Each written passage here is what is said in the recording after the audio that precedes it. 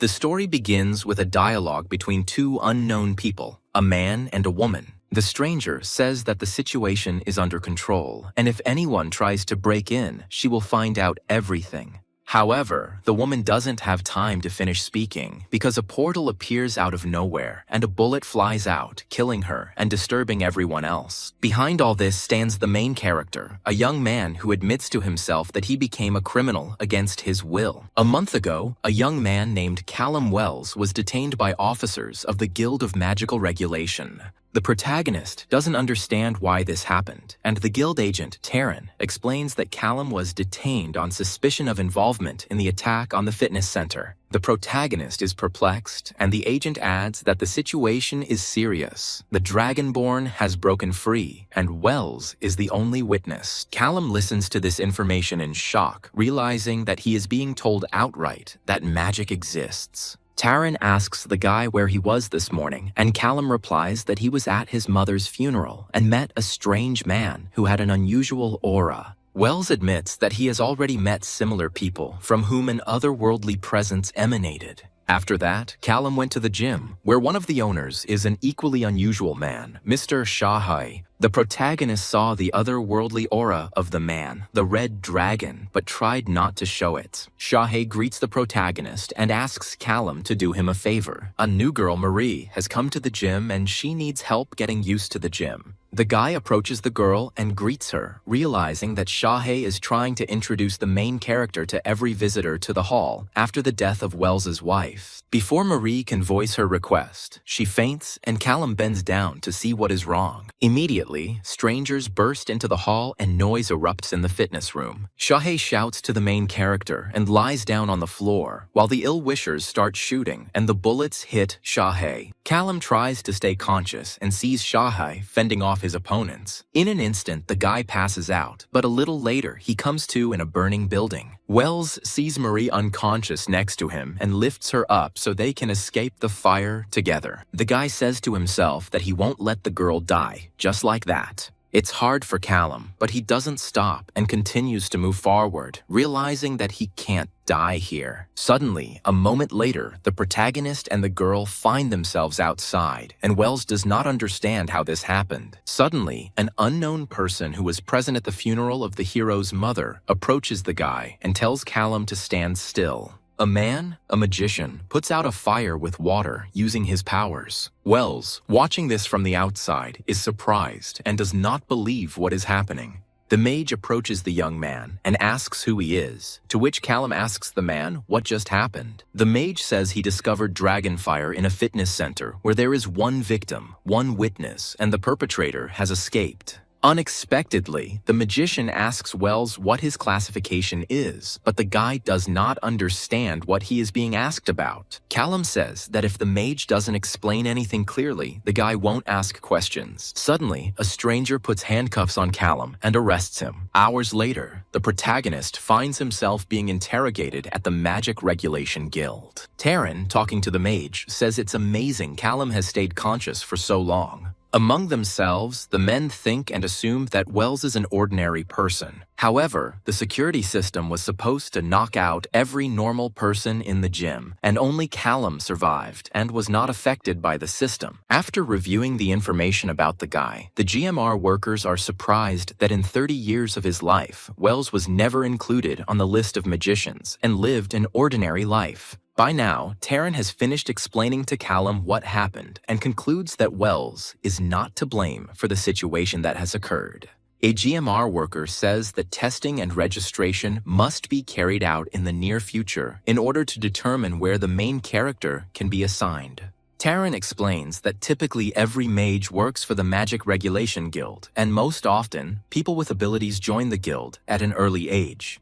Callum begins by saying that he leads an ordinary life, works as an architect, and has his own clients. Taryn interrupts the protagonist and says that once the guy figures out his magical skills, he will be able to find a much better job. Wells says that he apparently has no choice and asks the guild worker if he can forget the incident as a bad dream. Theron replies that the guild hunts down deserters and executes them upon capture, and these words frighten Callum. Sometime later, the hero finds himself in a testing room to obtain information about himself. Responsible specialists stand in front of him, and Wells, looking at them, understands that after the testing, he will be taken under control. The young man is angry that the guild does not give him any choice, and decides to himself that he will not give up so easily. Taryn asks the protagonist if he is ready to begin testing, and the guy asks what it is. Wells is under a special installation, which, according to Taryn, will begin to pour mana into the guy. Callum looks at the device with disbelief and asks how long the testing will take. Hearing that the experiment will last a few seconds, Callum tenses up because he doesn't feel anything yet. Immediately, the hero's body is pierced by severe pain, and he asks to stop the test. But the specialists assure him that it is almost over, and the guy loses consciousness. After Callum comes to, he asks Taryn if this is supposed to happen, to which the HMR worker replies that due to the boy's age, his body reacted this way. Taryn immediately says that while Wells was unconscious, specialists managed to apply a magical mark to him. The guy looks at his hand and sees an unusual symbol and thinks to himself that GMR is clearly not the type of person who cares about freedom. Taryn tells the protagonist that he will most likely need a mentor, as mages of this type are rare. Callum is unhappy and asks if he can go home and get his affairs in order before everything starts. Taryn replies that Sen will be accompanying the protagonist for the next week until Wells is assigned. On the way home, Callum tries to get his escort to talk and wants to know where he might be assigned. Finally, Sen suggests that the guy will most likely be assigned to the transportation department since spatial magic is not offensive. Sen himself says that he is a pyromancer, which is why he is often sent to the front lines, and he also has some knowledge of aeromancy. The protagonist asks what exactly the guild fights for, and the GMR agent explains that they most often hunt criminal mages or send fighters to the front lines in the worlds of the 6 portals. Each world has its own supernatural beings, and worlds supply each other with energy, mana.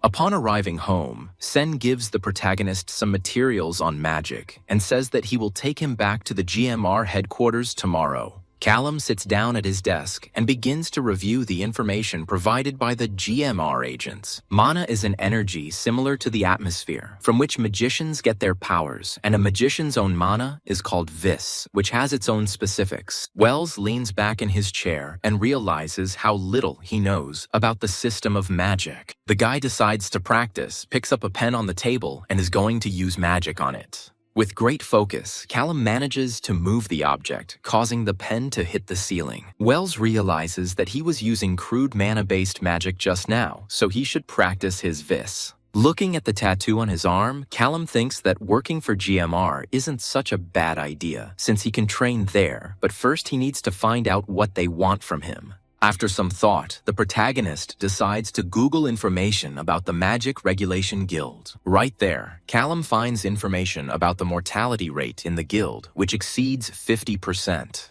Almost all deaths occur among mages who do not work for large families or the guild itself. After reading information about archmages also working for the guild, Wells decides that he does not want to work with the guild. The protagonist is angry that the guild is simply crushing everyone under its control, depriving them of freedom. The guy decides to hide from the guild and opens a safe with money to ensure his escape. Having packed his bag, Callum jumps out of the window, and Sen, who is guarding the main character, comes running to the noise. The GMR agent is angry that the magician escaped from under his nose and is preparing to catch him. Wells runs out into the noisy street, hoping he's gotten away from Sen, but he knows it's too early to relax. Callum remembers the agent's words about Sen being able to control fire and air, which would make the situation much worse. Sen uses the air to move quickly and looks out for the protagonist, knowing that if Wells escapes, the guild will send a stronger mage to search for the criminal. Having risen even higher, the GMR agent considers that it might be worth reporting the escape to the guild to Agent Taryn, but then abandons this idea since his reputation is at stake. A moment later, Sen finds Callum, and the protagonist speeds up to escape. People passing by notice that the wind in the area has noticeably increased. Callum is nervous that no one else on the street sees San, but he does, and he thinks about how he can get away from the agent. The protagonist turns into a store to change clothes, and Sen stops on the street to look around. A moment later, a GMR agent stops a young man passing by, thinking it is Wells, but it is a stranger. Nearby, Sen finds the bag abandoned by the main character and realizes that he has lost Callum. Meanwhile, the protagonist catches a taxi and goes to Wesley's farm. Arriving there, Wells rented a corn cob, hoping to be as far from home as possible by morning. Later, going to the restroom, the young man is busy cutting and dyeing his hair to at least slightly change his appearance. Entering a small pawn shop, Callum meets an orc salesman who asks how he can help. Wells asks to change his ID and issue new documents in exchange for 2,000 and a laptop. Meanwhile, at the protagonist's old apartment, Taryn scolds San for Callum running away. Theron is nervous, saying that Archmage Duvala won't like the situation since she wanted to start training with the guy tomorrow. The apartment is also examined by a magician who was at Wells' mother's funeral, and he says that the protagonist's escape is not surprising. Taryn taunts the mage, Jean, saying that now is not the time for jokes and that he needs to think about how to present the situation to the Archmage. Sometime later, Jean reports to Duvala, reporting that Callum has escaped, and the news angers the Archmage. The magician tells the woman that he even asked werewolves and vampires for help, but they are notoriously difficult to deal with. Jean begins to justify himself, saying that most likely the main character just wants to live an ordinary life, since learning spatial magic is very difficult. Duvala becomes even more angry, saying that Callum is now a criminal mage. Finally, the Archmage says that he hopes that the protagonist will be found soon, because criminals must be punished immediately. Meanwhile, the main character arrives in a small town where he is going to buy real estate, and he is met by a girl, Jessica, and her father, Sheriff Arthur Langley. After getting acquainted, all three go into the house, and Callum says how quiet and cozy it is inside, and that the guy will be able to keep himself busy with repairs. Jessica smiles and says that Callum looks too young to be doing something like that. Wells smiles and tells the girl that he needs to relax a little and improve his health. The girl admits that she has been trying to sell this house for a long time, but she doesn't have many buyers. The protagonist replies that it is beneficial and best for him. The next day, Callum sits in the house and thinks about the future, realizing that he has enough money, but he needs to learn more about magic. It's only a matter of time before the GMR agents come for him, so Wells needs to study as much spatial magic as possible. As he goes outside to practice, Callum reflects that he can't cope without the help of a teacher. He needs discipline and control. The guy opened his first portal by accident, so now Callum tries to use magic intentionally. Finally, the young man manages to create a portal and pass through it, and after that, he begins to think about how else he can use magic. Sometime later, in the shower, Callum uses the portal to help and save himself time.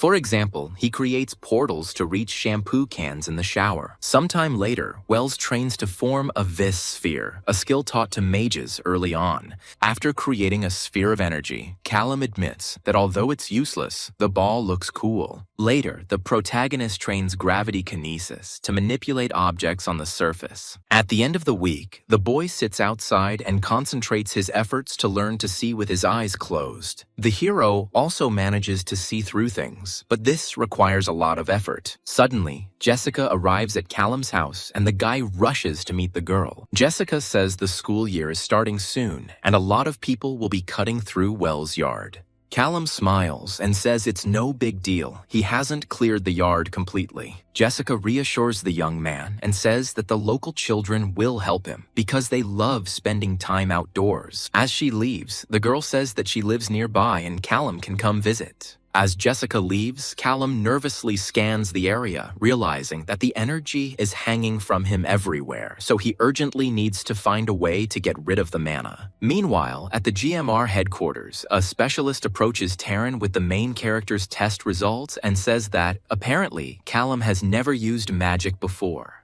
However, there were some anomalies in the test results. Callum was able to dispel 100 thams of mana. Thus, the protagonist was able to absorb 97 thoms before a special bracelet was placed on him. The specialist explains that an ordinary beginner would hardly be able to withstand such an amount of mana. The girl also added that if Wells had never used magic before, then his vis reserve should be full. She admits that she doesn't know what this peculiarity is connected with, but assumes that it is because the magician has never used magic for a long time. At this moment, the protagonist is at home using his VS energy to learn to hide himself. By forcing the energy into the bearing, Callum realizes that he can now easily cover his tracks, making it harder for the GMR to track him.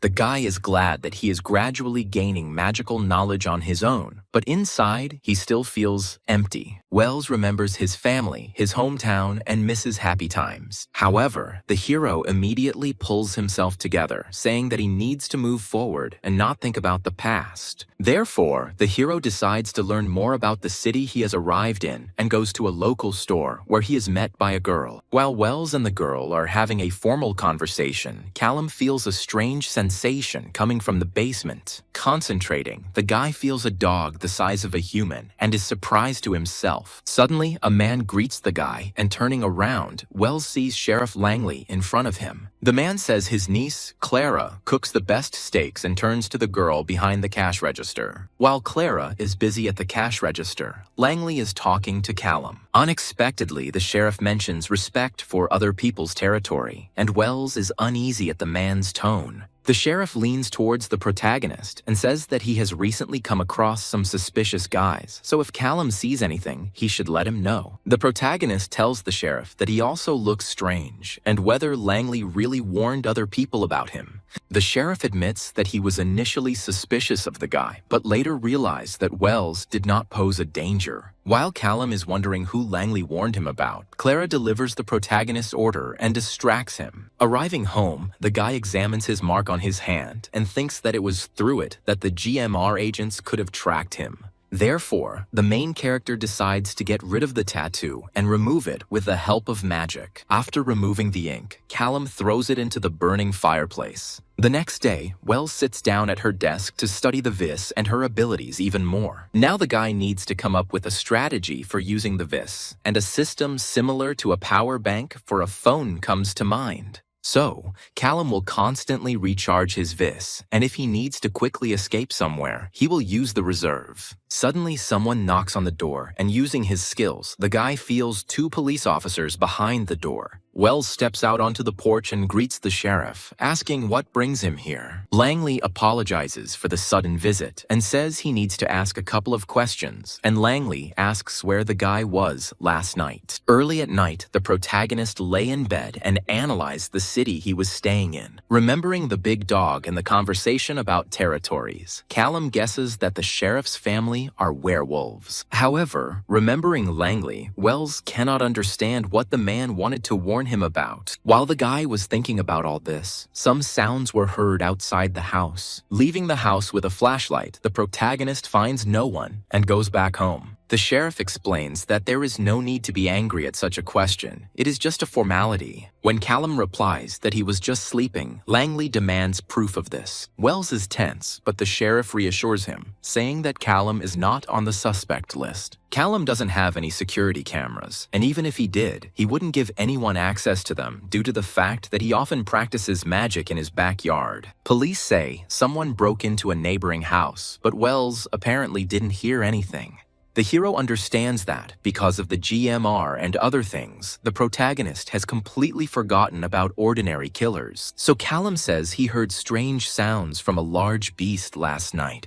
Langley thanks the protagonist for the information received and says that he will contact Wells if new details are revealed. Getting into the car, the sheriff says that they actually know who the criminal is, but he still hoped that it was not true. Langley bitterly states that things in the town are getting darker and darker. At the office, the sheriff gets angry with the vampire who came to him, and they sort things out over territory. Langley claims that one of the wolves was killed by vampires, and is unhappy that the vampires tried to make it look like they had nothing to do with it. The vampire throws up his hands and says that he doesn't understand what his fault is, since it was the wolves who violated the territory. The sheriff gets angry at his interlocutor, saying that before his arrival, there were no vampires in these circles at all. The vampire states that if the pack is going to challenge them, they will gladly accept it. Langley finally loses his temper and chases the vampire out of his office. Sometime later, Langley talks to his daughter and tells her that vampires killed a peaceful person. The sheriff gets angry and says he wants to drive the vampires out of town forever and send them far away. A certain Chester, an alpha, calls on the phone and says that without proof, the GMR will defend the vampires, so he will send his people from the pack to help. Alpha reports that a similar situation with vampires has developed not only in this city, Vinute, but also in 5 neighboring ones, and most likely there is something more serious behind it. In the end, Chester says that they need to act carefully, and if the sheriff manages to catch the criminals red-handed, then the pack will be destroyed. The protagonist is at this moment in a local store and silently says to himself that he needs to be careful, realizing that due to the unstable situation in the city, the guy might have to leave the city in the near future. Callum is upset because he spent a lot of money on the house. Wells hoped that he could sell enchanted items to make some money, but to do so, he would need to overcome a number of serious restrictions. In any case, sales sites require registration, which is a direct path to being discovered. Before doing anything, the protagonist puts up a barrier around the house to protect himself. At first, Callum had the idea of casting a spell that would reflect bullets, but it wouldn't last long, so he changed his mind. Later, the young man buys a gun to protect himself from what is happening in the city. As Callum examines the weapon, he wonders how effective regular bullets are against the supernatural. Not far from him in the store, the protagonist notices Sheriff Langley's daughters examining hammers. Wells approaches the girls, and they are frightened by the unexpected appearance of the young man. Callum apologizes and asks if the girls are scared about the situation in the city. Jessica talks about the victim, a woman, and Wells asks, puzzled, who she is talking about. Jessica approaches the guy and tells him that there was another murder last night. The girls share with the protagonist that they plan to close the cafe for a while until the situation calms down. Callum sympathizes with the girls and says that if they need help, he is ready to provide it. As he leaves the store, Callum silently notes that things are bad because this means there is a serial killer in town. Langley loves their small town, so they're unlikely to let the GMR go roaming around looking for the criminal. Having independently studied everything necessary for the investigation, Callum realized that all the murders took place near his home, and most likely there would be another murder. Therefore, there are 2 dangers for the main character, a criminal in the city and GMR agents who may be sent to investigate. Therefore, the protagonist decides to prepare in advance for all possible scenarios in order to protect himself. Callum's spatial awareness has also improved, so if he tries hard enough, he can see what's going on in the city itself. The next morning, the hero is awakened by an unexpected noise outside, and Wells nervously picks up his weapon. Using his intuition, the protagonist discovers a frightened Jessica and understands that something must have happened. Callum realizes to himself that next time he needs to be more careful with his mana use. He opens the door to the girl and asks what happened. Jessica immediately screams that the young man should help her. During the night, the vampires kidnapped Clara and are still holding her captive. At night, when Clara returned home, vampires were watching her. And a little later, they drove the girl into a dead end and, using hypnosis, took her away with them. Jessica cries and repeats that Callum promised to help them, which puts the protagonist at a disadvantage. Wells seriously considers whether he should reveal his identity to Jessica, so he invites the girl inside the house. Inside, Callum questions Jessica about Clara being captured and not killed. Wells understands that now he has no chance of defeating supernatural creatures in a fair fight. Jessica asks the protagonist for help, to which Callum replies that he needs more information to help. Sometime later, the protagonist drives past the motel where Clara is being held captive, and the guy notes a strange feeling inside. After this, Jessica brings the guy to the department, saying that her family can help.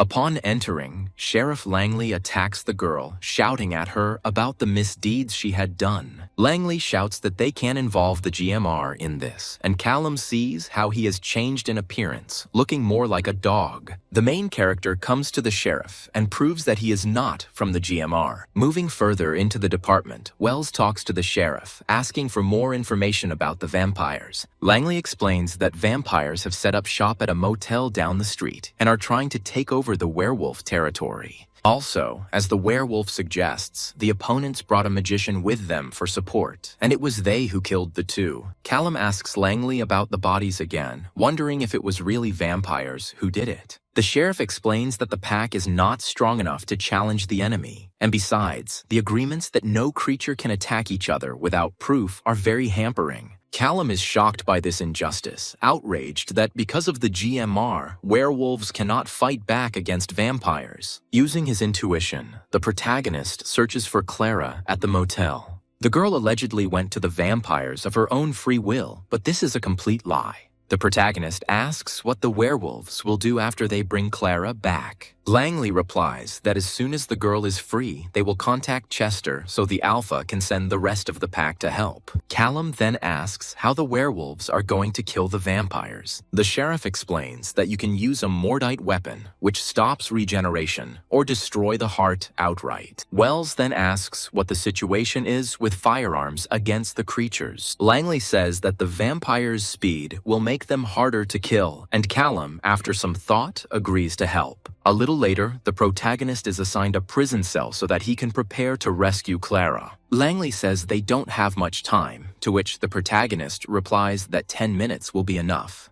When the sheriff leaves, Callum wonders to himself what he's gotten himself into. However, remembering Clara, the guy understands that he cannot sit idly by. At this moment, the criminals who captured the girl are discussing among themselves why the werewolves have not yet begun to act. A moment later, the magician girl is killed by a bullet that flies out of the portal. A little earlier, the protagonist studied the abilities of portals to understand whether they could be used for combat purposes. After learning the basic information, Callum builds his own strategy. By using portals, Wells can kill enemies without having to use a shotgun directly. Once the guy has cleared the room of vampires, he only has a few seconds before reinforcements arrive, so he needs to act quickly. Using his intuition, the guy finds Clara and is going to transport her through the portal to a safe place. Having connected with the girl's vis, Callum still manages to pull her through the portal.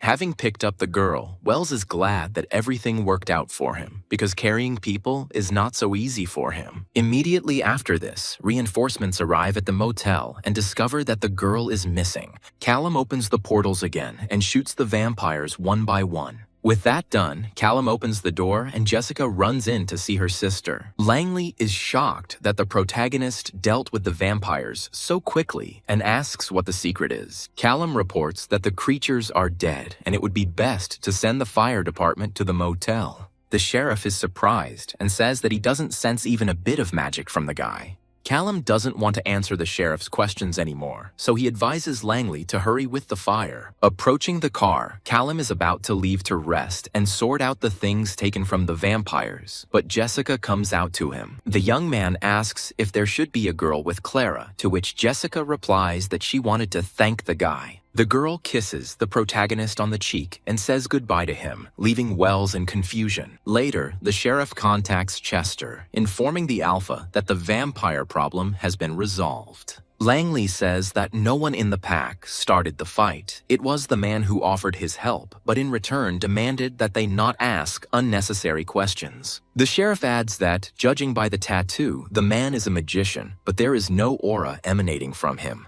The vampires certainly won't be happy about this turn of events, but once they find out that the werewolves weren't involved, they won't be able to do anything about it. Looking at his daughters, Langley says the pack owes a lot to Callum. Later, the main character stands in the shower for a long time and does not understand what is wrong with him. Finally, the guy realizes that he is in trouble because he killed people. For a second, the protagonist considers that perhaps the GMR are right in imposing restrictions on people with abilities. However, Callum immediately realizes that if he had followed the guild's rules, Clara would still be in captivity. After the shower, the guy is furious that he did help the werewolves because Langley has no problem telling everything about Wells. If he had been smarter, he could have done everything without Jessica knowing. The next day, the sheriff comes alone to meet with the GMR agents. When he is informed that agents are already on site, the sheriff hopes that there is no vampire among them. Having gone down to the GMR agents, Langley meets with the magician, Ray, and the fairy Felicia. The sheriff greets the agents and says he hopes they can help them figure out what happened. Langley reports that the motel is still being dismantled and the area is being searched, but they have brought in several bodies for examination. After examining the bodies, Ray concludes that the wounds on them are approximately the same.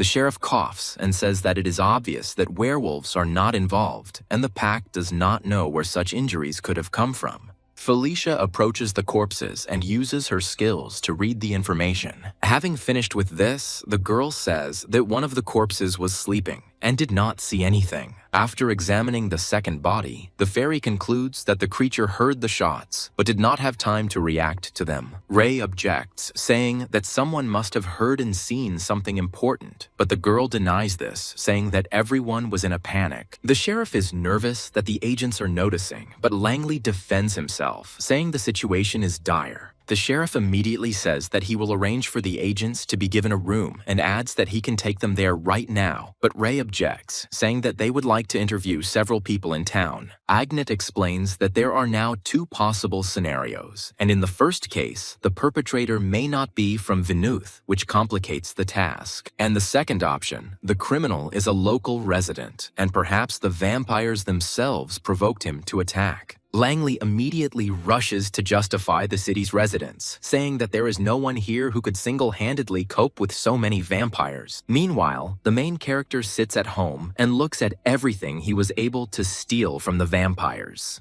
Among his findings, he discovers special bullets that could be useful in confronting supernatural creatures. The guy also finds ceramic slabs among all the items, which most likely belonged to the magician.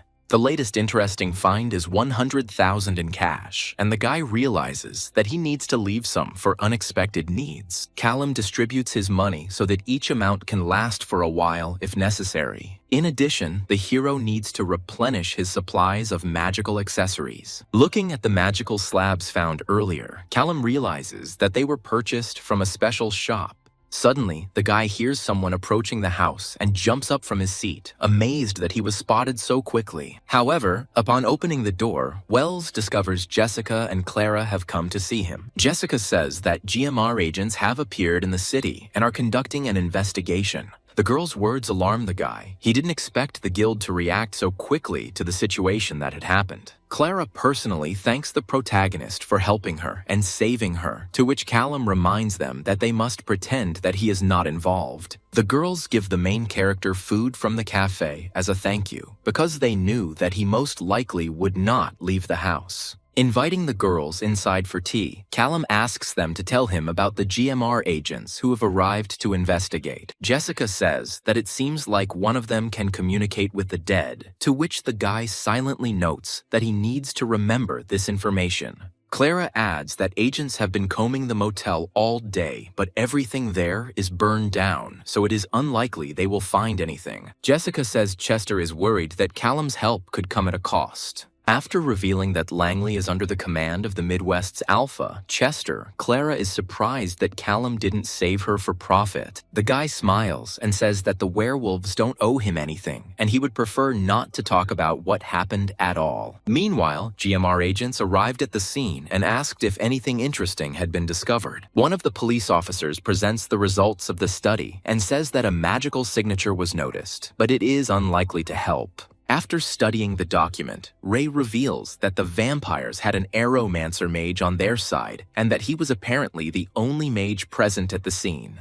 The agent also receives a list of items stolen from the vampires and says that the council in Minneapolis will be furious at this news. As Ray leaves the crime scene, he shares with Felicia that the fire is very strange and the pack could easily have hired a cleanup team to ensure no one finds any traces. However, instead, ordinary people noticed everything earlier. Ray concludes that absolutely everyone is hiding something from them. The werewolves are pretending not to know about all this, which looks very unnatural. So Ray decides to use his powers to figure out what happened. Having received the necessary information, the agents arrive at Callum's house. Both show their IDs to the protagonist, who notes that the agents are stronger than vampires. Ray says they are investigating a case and need to ask some questions, to which Wells replies that it looks like he needs a lawyer. Felicia approaches the guy and, acting strangely, says that the hero doesn't need a lawyer. Then Ray leans over to Callum and asks if the guy knew there were vampires in the city. While Wells says he knows nothing, Felicia uses her skills to influence the hero and get answers. Callum is indignant, asking what he should say, as he only heard about the incident on the news. Suddenly, the agents turn around and walk away, leaving the guy alone. Before leaving the guy, Ray turns to Wells and asks the hero not to leave this judicial district. The man says Callum is the first suspect in the case. After the detectives leave, the protagonist packs his things to leave the city.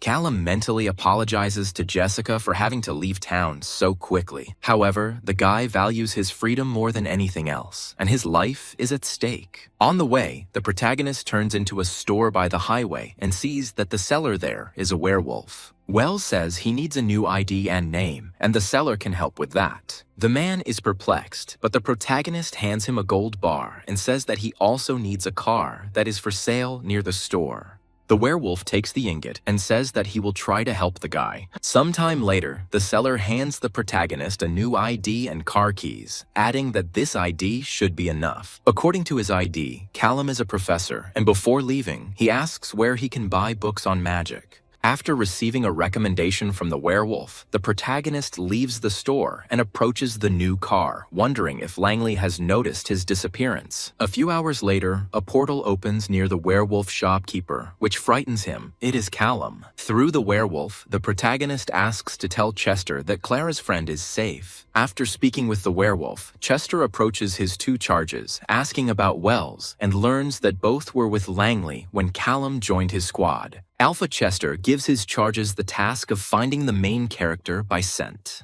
Meanwhile, the GMR agents sit in the car and sort through the information they have collected, realizing that they have only one suspect, Wells. Felicia says that he can't be an ordinary person because he resisted her magic. Ray counters by saying that the hero could be a simple person who has been given a protection he knows nothing about. The girl replies that Callum is the prime suspect, especially since he lived next door to the vampire victims. Ray sighs and says that they don't have any other leads anyway. The agents arrive at the protagonist's house again, but realize that there is no one inside. Ray uses his magic to explore the premises, but both agents are struck by how unnaturally empty the house looks. A moment later, the man finds the used bearing that the protagonist used. While examining the object, Ray says that the metal is ordinary and does not retain any traces of magic. Felicia comes to the conclusion that if Callum is not a mage, he definitely knows someone unusual. Getting up, Ray says that it doesn't matter what happened now, because Wells will never come back here. While Felicia leaves to put the boy on the wanted list, Ray wonders what Sheriff Langley will say about the discovery. The next morning, the protagonist wakes up late in a new car. The guy understands how much stress he is under, because with every delay, the GMR agents are getting closer. Getting out of the car, Callum realizes that if he wants to continue to successfully hide, he needs to learn as much about magic as possible.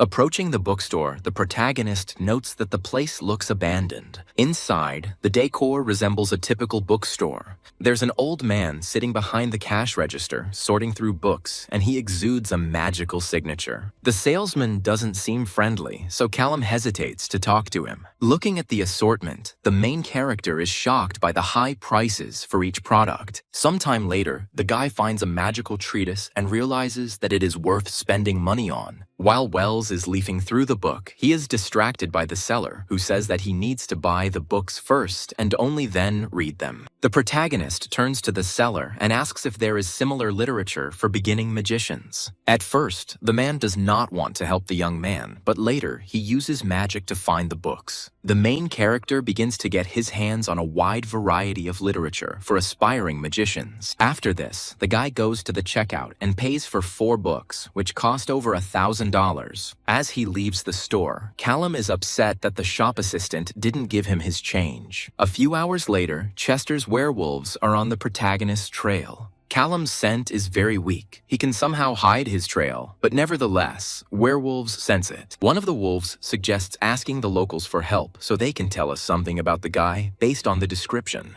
However, the other werewolf objects, saying that if the alpha wanted to cause a stir, he wouldn't have sent the 2 of them. Arriving at the parking lot, one of the werewolves suggests contacting someone who can track the guy through cameras. There's a certain Lucy. Hacking cameras is her specialty, and it's to her that the wolves decide to turn. Meanwhile, the protagonist looks through the books he bought and realizes that there isn't much good information in any of them. However, he managed to learn something about ceramic plates that can be used to cast complex spells. However, the guy is confused by the fact that the book does not say a word about where and how to buy or sell such a plate. The hero starts the car, hoping to find another similar bookstore nearby. During his trip, the guy managed to meet many creatures, even fairies. The guy remembers Shahei from the fitness center and hopes that the man is okay after the incident at the club. Walking down the street, Callum realizes that a lot of time has passed since then, and he still hasn't found the reason for that attack. However, he immediately justifies this by saying that it is unknown what he will find there. Suddenly, the hero finds a bookstore, inside of which stands an unknown girl with a very strong aura. Also sitting not far from the girl is an elderly couple, also magicians. The hero realizes to himself that no one present knows that there is a criminal magician among them. The main character notices a suspicious look from a woman sitting nearby and begins to get nervous. However, the woman waves at the guy and Wells realizes that she is most likely just being friendly. Turning around to look at the unknown girl, the hero sees that she is leafing through some book and reciting its text. Callum approaches the girl and says that no matter who the book is written for, half of it is probably nonsense. The girl laughs and replies that she spent the whole day in vain trying to understand what was written there. The protagonist offers his help, as he himself is looking for books for aspiring magicians. The girl admits that she is trying to avoid getting a mentor since she does not like the archmage who is trying to train her. Callum then asks how the girl wants to avoid getting a teacher, and she replies that she needs to do a personal project. The girl explains the details of the task, and the main character introduces himself as a professor. The girl also introduces herself as Gale Har and extends her hand to the young man. Callum invites the girl to study together, and the girl replies that she has a lot of free time. After learning what the girl needs to study, Wells says that it is quite a large amount of information. Callum asks the girl about attack spells because if the girl aims, she can still carry out attacks. Gale objects, saying that healing only helps, not harms, but Callum replies that it all depends on the application of magic. The girl admits that her parents sent her to the best academy for magicians, and therefore she does not have a human medical education. Then the main character writes some information on a piece of paper and hands it to the girl, suggesting that she study the information in the field of medicine at her leisure. Callum suggests that Gale pick one thing she can improve, and then her other skills will improve as well. After a while, Wells suggests ending the lesson, saying that's enough for today. Gale sincerely thanks the guy and asks if they can meet again next week. The next day, sitting in the car, Wells notes that he is indeed lucky and will be able to study magic with a novice magician. The protagonist visits the bookstore again and buys new books, seeing a werewolf woman at the checkout. Suddenly, the saleswoman asks if the guy found everything he was looking for. Callum becomes wary, and the woman says that there is another shelf behind her that might be of interest to the guy. As he leaves the store, Callum is tense that the woman knows something and he needs to get out of this place. Looking into the bag of books, the protagonist discovers something that the saleswoman put in there. Inside is Chester's phone number, asking him to call. At this moment, the alpha himself is next to the hacker Lucy, and the girl says that it's good that they contacted her right away. Lucy says she found the protagonist through the cameras and continues to track his movements. The hacker says the werewolves sent by the alpha did a lot of dirty work, but the girl was able to plot an approximate route where the main character might stop. The last place the guy was seen was a bookstore owned by a werewolf, and the wolves sent by Chester were heading there. Alpha asks to tell his charges not to have any contact with Callum and to let the guy come to them himself. In the evening, the protagonist stands in front of a telephone booth, wondering whether he should call the alpha. Still, Callum makes up his mind, telling himself that thanks to Chester, he will be able to decide what to do next. Alpha picks up the phone and greets the protagonist, introducing himself. The protagonist admits that he is not a mercenary, to which Chester says that he doesn't even know who the guy is. Alpha adds that despite this, he knows what the protagonist is capable of, and in exchange, can offer a substantial reward. For example, data on the GMR. Callum knows that money is not a problem for him, but it would be very useful to learn some useful things about the agents. Chester adds that he has connections with one of the experts in the field of magic and can arrange a meeting with him. In exchange, Callum must clear out 4 cities infested with vampires that are influencing werewolves and reducing the alpha's influence. The guy isn't sure if he'll be able to pull off such a trick, since last time he was most likely just lucky. Before making a deal, the guy asks Chester how he found him. Alpha says he sent his wolves out to search, but the boys' trips to bookstores made the search easier. Chester also adds that his people left a folder with information about vampires in a nearby trash can. Sometime later, the protagonist sits in a car and reads the information provided by the alpha. Having studied the map, the guy realizes that he won't be able to complete this job quickly, since some cities are located at a considerable distance. Therefore, the hero decides to start training on teleporting his body over distances. Using this, Callum surrounds himself with magic and hopes the plan will work. For a moment, the hero manages to transport himself, but he immediately loses his balance and falls. He will definitely need this in the future, but now he needs to find something that will help with stabilization. Meanwhile, in Vinuth, GMR agents continue to search for the main character. Using magic, Ray detects something ahead and invites his partner to check it out. Moving forward, both discover a hidden car that is completely empty. Ray encourages Felicia, saying that they are getting closer to solving the mystery. When the boy goes on reconnaissance, he uses his magic to increase the speed of his motorcycle. So, once the transport issue is resolved, he can calmly inspect the vampire nests. Alpha Chester gave the guy the contacts of all the local alphas, but it would be wiser for Wells to avoid contact. According to the information given to the guy, one of the vampire nests is located not far from the hero. Using his energy, Callum discovers a movie theater with 9 vampires inside. There is also one Earth Mage among the enemies, and there are many magic shields in the building. Callum realizes that if he doesn't go inside, he can easily bypass the defenses. The only problem is the Mage, because his magical shell looks secure. For a moment, Callum considers whether he should refuse Chester's offer, as the job looks difficult. Using his senses again, Wells discovers another vampire and is horrified to realize that he still hasn't figured out the true speed of vampires. The current enemies have a little unconscious girl as a hostage. Angry, the guy still decides to help and writes to Chester about it. Immediately after the reconnaissance, the protagonist hurries to meet Gale at the bookstore. During class, the girl hands the guy a telekinesis plate, and the main character praises her. Gale thanks Callum for bringing her the study materials. The girl takes the artifact back and uses her magic on it. Gale is pleased that she is able to influence the plate.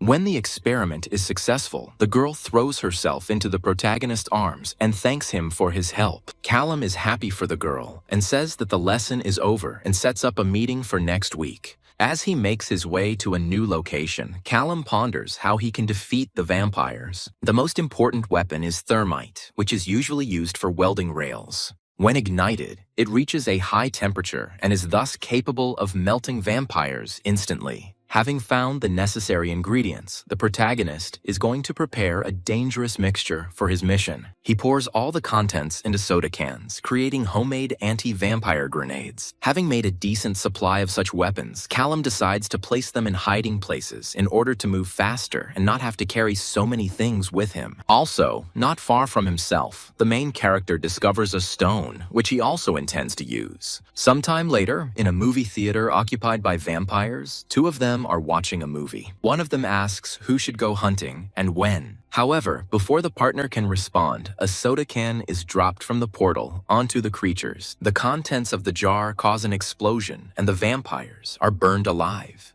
Other vampires come to the noise, not understanding why the fire alarm has suddenly gone off. Another pair of enemies are also killed by an explosion from a can that appears from the portal.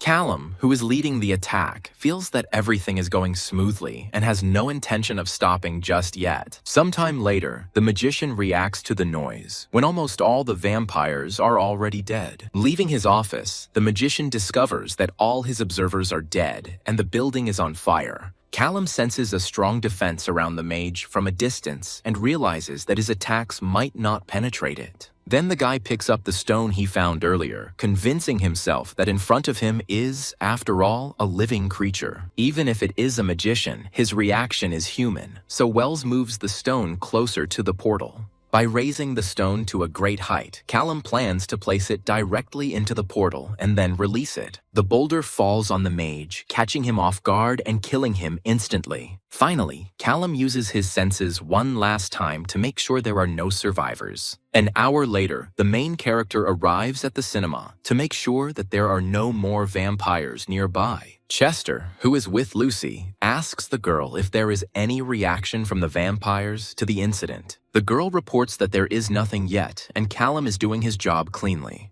The alpha gets messages from the guy about clearing out a few more nests, and the werewolf wonders how the guy manages to do it so quickly. Arriving at the next point, the protagonist uses his senses to determine the number of vampires and finds another mage. There are two people locked in a room, a guy and a girl, handcuffed. Now the main character's task is to get the innocent people out without the fire touching them. Callum realizes that if he pulls them out and takes them with him, he will reveal his identity, which he doesn't want to do.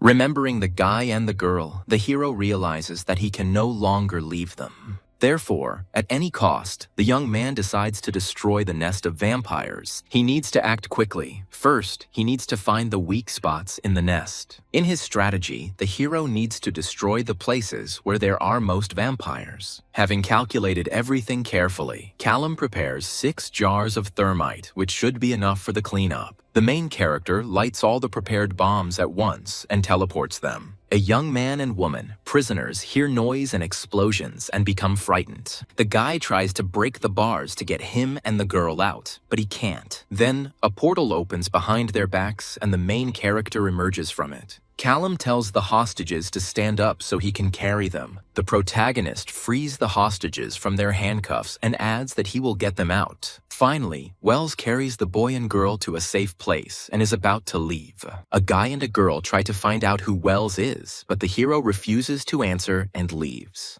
Having passed into the safe zone through the teleporter, the protagonist takes off his hood and mentally pities the victims. Alpha writes to the protagonist that the vampires are leaving the remaining points so the hunt can be stopped. Now the main character can breathe a sigh of relief because it's all finally over. For a second, the guy remembers the guy and girl he saved and is glad that he was able to help them. Some time ago, Chester was in Lucy's office arguing that it was impossible to clear the points so quickly. There is another person sitting next to the alpha, Jasper, who assumes that the guy uses GMR teleports, or fairy magic. Lucy says the guy hardly uses his phone, so she was unable to track his activities. Chester wonders what would happen if he could transport his people at that speed over different distances. Alpha says that perhaps the information from Jasper will not be enough for the protagonist. Lucy enters the conversation and says that Callum is unlikely to have a good hacker under his command. Chester says that if he were Lucy, he would be careful because of her relationship with GMR.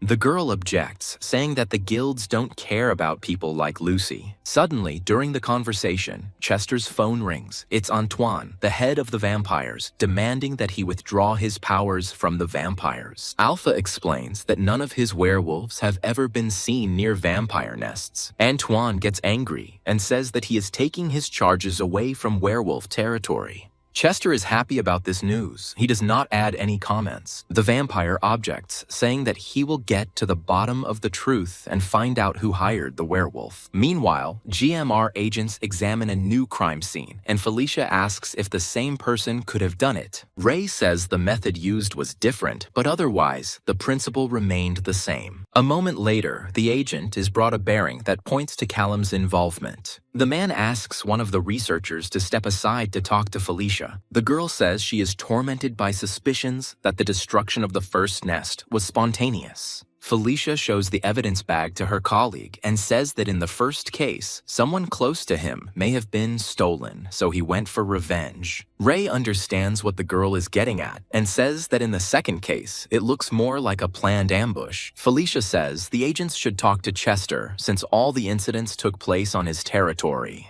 Ray adds that perhaps even the fairies have the information they need. Sometime later, the agents arrive at Alpha Chester. After asking the werewolf if he knows why the agents approached him, the Alpha expresses regret about what happened to the vampires. The werewolf adds that although he had skirmishes with vampires in the past, the pack has nothing to do with the massacre now. Ray smiles and says that in that case, Chester will be against answering a number of questions from the agents. Suddenly, the werewolf's phone rings, and the man takes a break to pick it up and tells the caller that he is busy. Sometime later, the man returns to the agents and asks where they left off. Meanwhile, the main character stands near the lockers and sorts through his things. Callum has divided the loot from the vampire nests into different locations, each of which can be reached via teleportation. Sometime later, the Alpha calls the protagonist back and says that the guy called him exactly at the moment when Chester had GMR agents. The werewolf adds that he thinks the guy did an excellent job.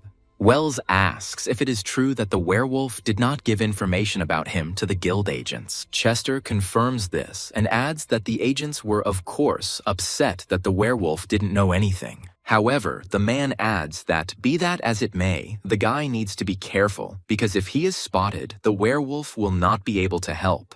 Chester then moves on to the issue of payment and introduces the protagonist to Jasper, the magical expert they had previously spoken about. The werewolf also introduces Lucy, an IT specialist, to the guy. Callum smiles and asks that, in that case, the conversation should not be listened to. Lucy snatches the phone from Allah and says that she is amazed by the main character's abilities, so she wants to help him. After some thought, the protagonist finally agrees to help Lucy, as her skills could come in handy. Jasper immediately takes the phone from the girl and tells the protagonist that he just scanned several grimoires. The man adds that the hacker will send Callum all the necessary files and Jasper's contact information. Callum sincerely thanks the man and leads him out of the room where he had been talking before. Finally, Chester picks up the phone and warns the protagonist that he needs to be careful with the vampire Antoine. Later in the evening, the protagonist sorts through the documents sent by Jasper and mentally thanks the magician for the valuable papers. However, there isn't much information about spatial magic in the books, which means Jasper doesn't know much about it either. Sometime later, the main character calls Lucy, and the girl is surprised that the guy decided to contact so soon.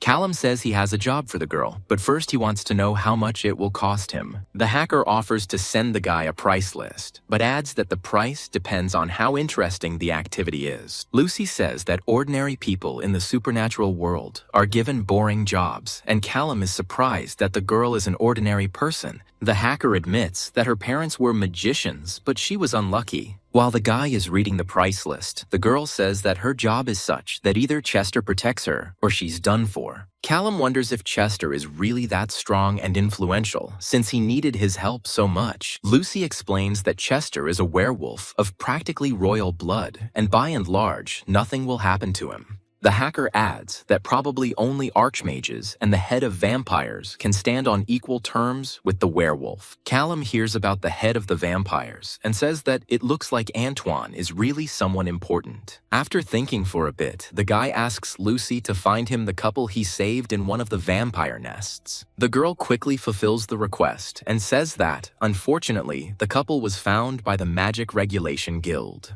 While the guy is packing his things, the girl asks how he is going to pay for the work. Callum offers to leave the ingot in the stash as a prepayment. Lucy is genuinely happy and thanks her boss. The next day, Callum meets up with Gale again and helps her train. When the girl succeeds in using magic on the plate, Wells suggests ending the lesson, as the girl tried very hard. Suddenly, the girl asks where the main character found such a spell, because she herself, Uli, could handle light spells for a long time. Callum begins to justify himself, saying that it was a friend of his who recommended literature to him. Gale asks him to thank his friend on her behalf because now her telekinesis trick works amazingly. When the protagonist asks about healing, the girl says that she read everything that Wells advised her to do. However, the girl doesn't realize that the guy doesn't understand what she's talking about, and Callum feels the difference in his magical training. Even though the main character started learning magic later than everyone else, it's still annoying. Gale grasps new information very quickly, and it is because of this that the boy sees his difference from a trained magician. Meanwhile, elsewhere, a meeting of the heads of the creatures begins, where Chester is unhappy that the one for whom the meeting is being held at night has not yet arrived. The head of the magicians calms his colleague and says that the vampire should arrive soon. Finally, the door opens and Antoine joins his colleagues. Chester greets the vampire with irritation, saying that he has finally appeared. Antoine gets angry at the werewolf and tells him he should hold his tongue, and both leaders are upset with each other. The Fey leader, Raveb, tells the vampire and werewolf to stop and suggests they begin a meeting. Archmage Jonry, the leader of the GMR, declares the meeting open. Meanwhile, the protagonist comes back to Vinoth. First, Callum checks his house to make sure it's okay and hasn't been cordoned off by the guild. The guy thinks to himself that it is Langley's fault that they did not allow the GMR to cordon off the house, hoping that the guy might return. Near the house, the protagonist opens 2 bags of money and discovers that they are untouched. Callum plans to take as much gold as he can carry. Having moved the necessary things, the guy realizes that now the most reasonable thing would be to simply leave. You just need to drive through the city without saying hello to anyone, at full speed. However, the hero simply cannot leave and approaches the cafe where the Langleys work. Using his intuition, the protagonist discovers the whole family gathered in a cafe. Inside, Jessica talks to Clara and asks her sister to bring steaks. The sheriff asks Jessica about Clara's condition after the kidnapping. The girl admits that most likely due to the vampire's spell, she, Clara, does not remember anything. Suddenly, Jessica smells a familiar scent and goes outside, seeing a motorcycle driving away from the cafe. The protagonist walks away, realizing that he almost got caught. The guy remembers Duvala and realizes that if he is near Langley, he has a better chance of being caught by the GMR. While the protagonist is returning home, Lucy calls him and asks if he would like to know where the GMR teleportation circles are. The hacker says it's not hard, and she's surprised Callum doesn't know this yet, since they thought he was using them. The guy denies this, saying that the assumption is good, but wrong. The hacker sends the guy a list of public teleports and adds that important families have their own private portals. After receiving the list, the guy is amazed that one of the teleporters is in a mattress store and becomes convinced that magic surrounds people everywhere. Later, the hero analyzes his further plan of action and realizes that now it is more important to train his teleportation skill. Callum uses his senses to examine the portal in the shop and realizes he needs to get closer to understand how the guild creates teleporters. Remembering his lessons with Gale, Wells realizes that all magic lies in carving something onto some kind of plate. Having constructed a primitive sketch of such a plate, the guy opens a portal and passes into it. Meanwhile, the leaders' meeting continues, and Antoine reveals that someone is working for the werewolves against the vampires. Chester protests and says that he will not tolerate such reckless accusations against the pack. Antoine asks the Archmage to publicly denounce the Alpha, as he is not making any contribution to the discussion. The Fae leader objects, saying that the vampire is being reckless and blaming the werewolf for no reason. The Archmage concludes that the guild is investigating incidents in the vampire nests, but all suspicions against the werewolves have been removed. Janri also says that all leaders should be on guard, as the criminal poses a danger to everyone. Antoine says that if werewolves aren't involved in what's happening, then the guild must have some leads. The Archmage takes out the bearing that Callum used and shows it to all his colleagues. Meanwhile, the main character arrives at another point with a teleport, a bookstore, where he studies with Gale. The guy realizes that he can use a special program and create his own spell for movement. However, even if he does something, it is not a fact that it will work. At that moment, he senses the student approaching through the portal. The hero guesses that the mark on the mage's hands is most likely used for movement, which opens access to teleportation. The guy is furious that he can't just walk up to the teleporter and take a good look at everything. Gale approaches the bookshop clerk asking where Callum is, but the hero is not there yet. Wells immediately calls the girl, and Gale admits that she thought the guy had forgotten about her. When they both sit down at the table, the girl says that this time she would like to learn more about movement magic. Callum says it's a tricky topic, especially considering healing magic has nothing to do with movement. Gale whines that everything would be easier if she were an elemental mage, then the requirements would be less. Callum remembers being in Gale's shoes and how he felt the same way. Suddenly, the girl says that since Callum is a space mage, he could teach her a couple of spells. The guy was caught off guard because he wouldn't be able to show Gale what she asked him to do. Still, the main character moves the chair nearby and demonstrates his skills. Gale is delighted, and Wells begins to justify himself, saying that because he is tired, he cannot demonstrate anything else. The girl gets up from her seat and asks if she can learn to do the same. An hour later, Callum shows the girl the books from which he learned magic. Suddenly, the guy's phone starts ringing. It's Lucy, and the hero is surprised. Callum leaves while he talks to the hacker and asks how things are going. The girl says she has some news about the rescued couple. Lucy explains that the GMR has a clear set of rules that govern its actions against ordinary people. Based on all this, the victims will be handed back to the vampires, which outrages the protagonist. Lucy understands that this is a stupid law, but it is more important for the guild to follow all the rules. The guy demands that the girl tell him the names of agents, vampires, and so on. Lucy stops Callum and says that she understands what he is getting at, but the hero interrupts her and asks for names. Later, the protagonist appears in front of the guild's main building in Kansas. Earlier, during a conversation with the hacker, the protagonist goes outside, saying that he can't just leave everything there. Callum is angry with himself for leaving those people to their fate and not taking them somewhere else. Lucy says she admires the guy and his actions, and she also thinks that GMR is a bunch of scum. Callum doesn't intend to do anything now, but still asks the hacker for names so he can prepare in advance. The girl promises that she will get everything, but asks the guy not to tell. Wells understands that until he improves his magical abilities, he will not be able to take over the GMR office. The next day, Callum calls Jasper, and the mage doesn't understand why the hero is so interested in young wizards. Callum explains that he is simply curious and wonders what could have prevented the child from using magic as a child. Jasper says he doesn't know because he's not a doctor, but he suspects it could be due to a lack of mana.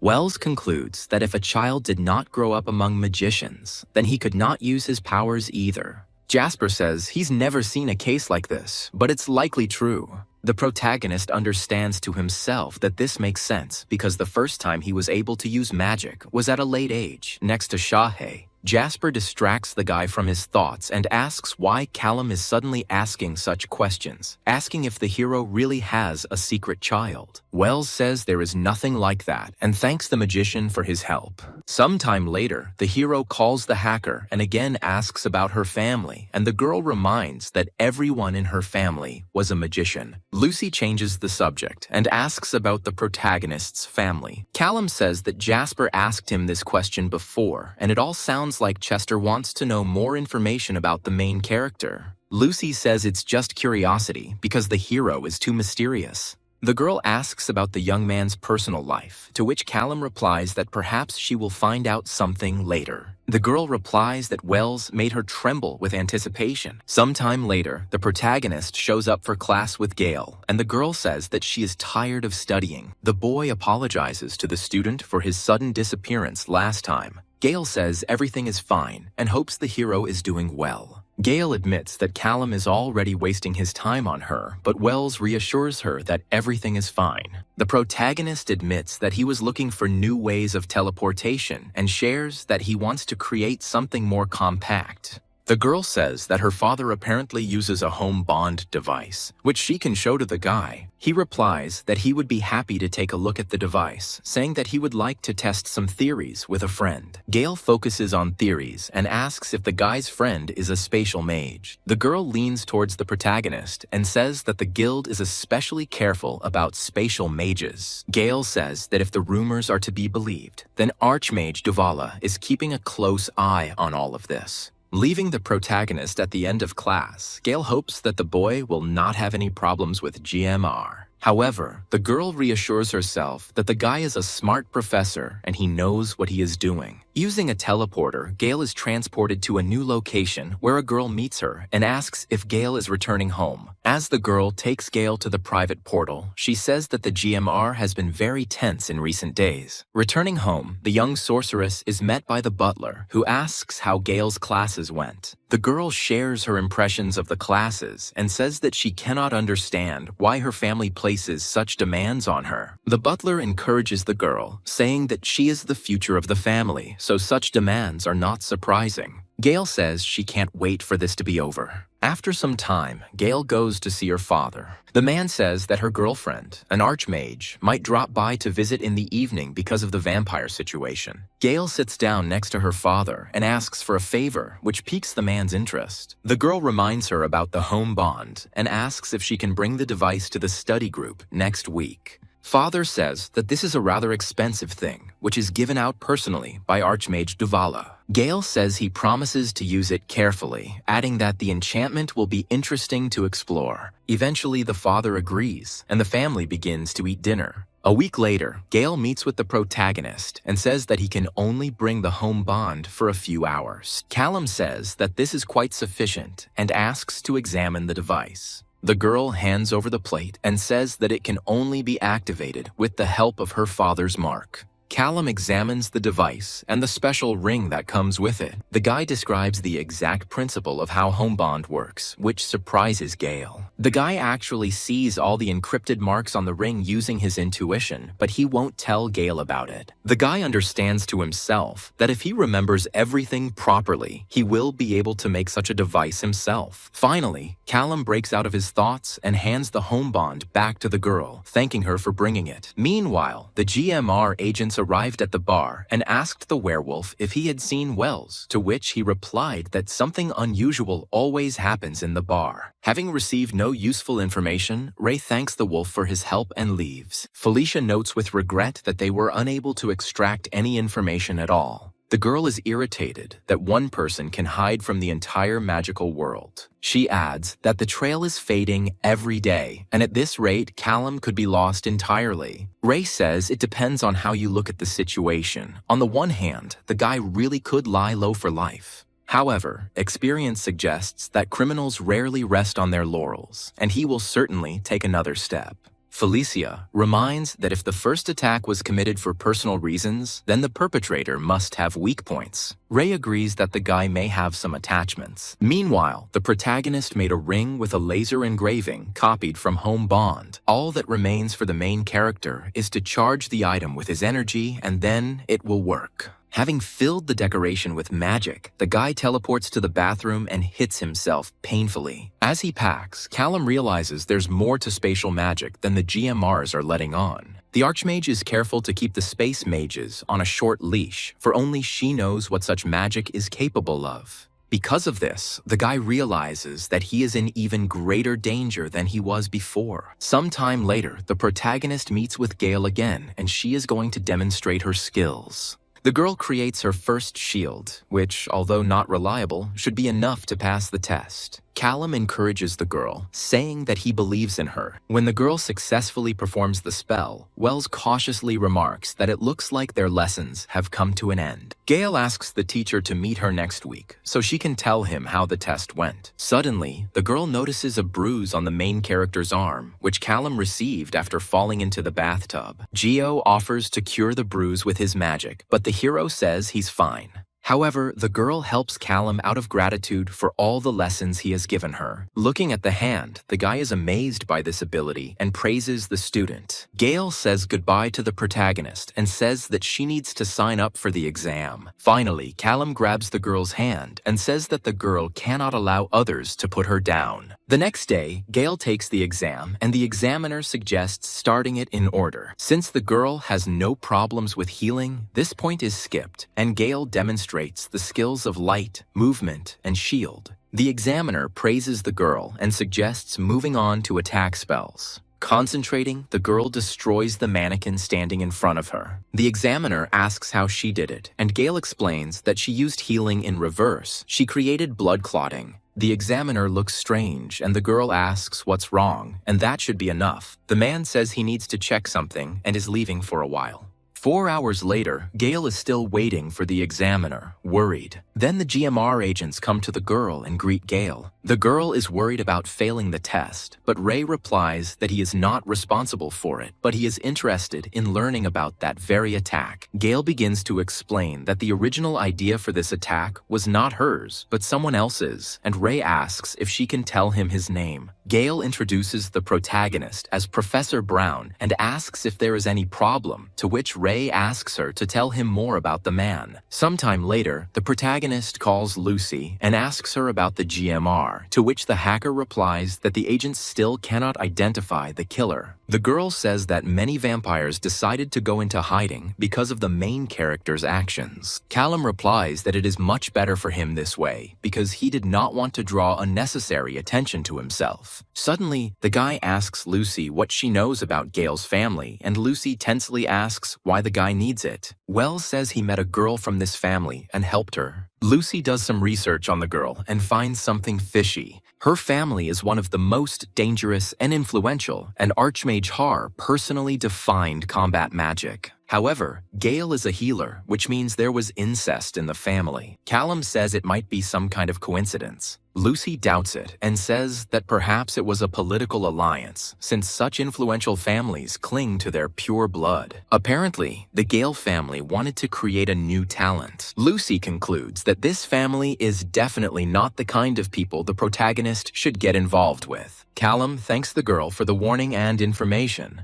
Wells realizes to himself that things have become even more dangerous, and perhaps he should skip the meeting with Gale. However, a sudden disappearance will look suspicious to the girl. Sometime later, GMR agents surround the bookstore where Callum and Gale are scheduled to meet. Felicia says that the guild is most likely overdoing it, and it's surprising that it takes so much effort to catch one person. Ray replies that when the Archmage heard about the operation and heard that his granddaughter had been manipulated, he insisted on joining the capture himself. The agent says he was unable to dissuade the man. Felicia offers her partner binoculars, but Ray refuses, saying that it is easier for him to observe using air magic. Specialists begin tracking the main character and see that he has teleported, which surprises Ray, and after all, the guy was considered a gravity mage. The man commands and tells them to grab the main character before he disappears again. Callum is hit by bullets and is shocked that he was caught off guard. The guy gets hit by a chain that blocks the ability to use magic. The hero doesn't have time to do anything. He is tied up with a special rope.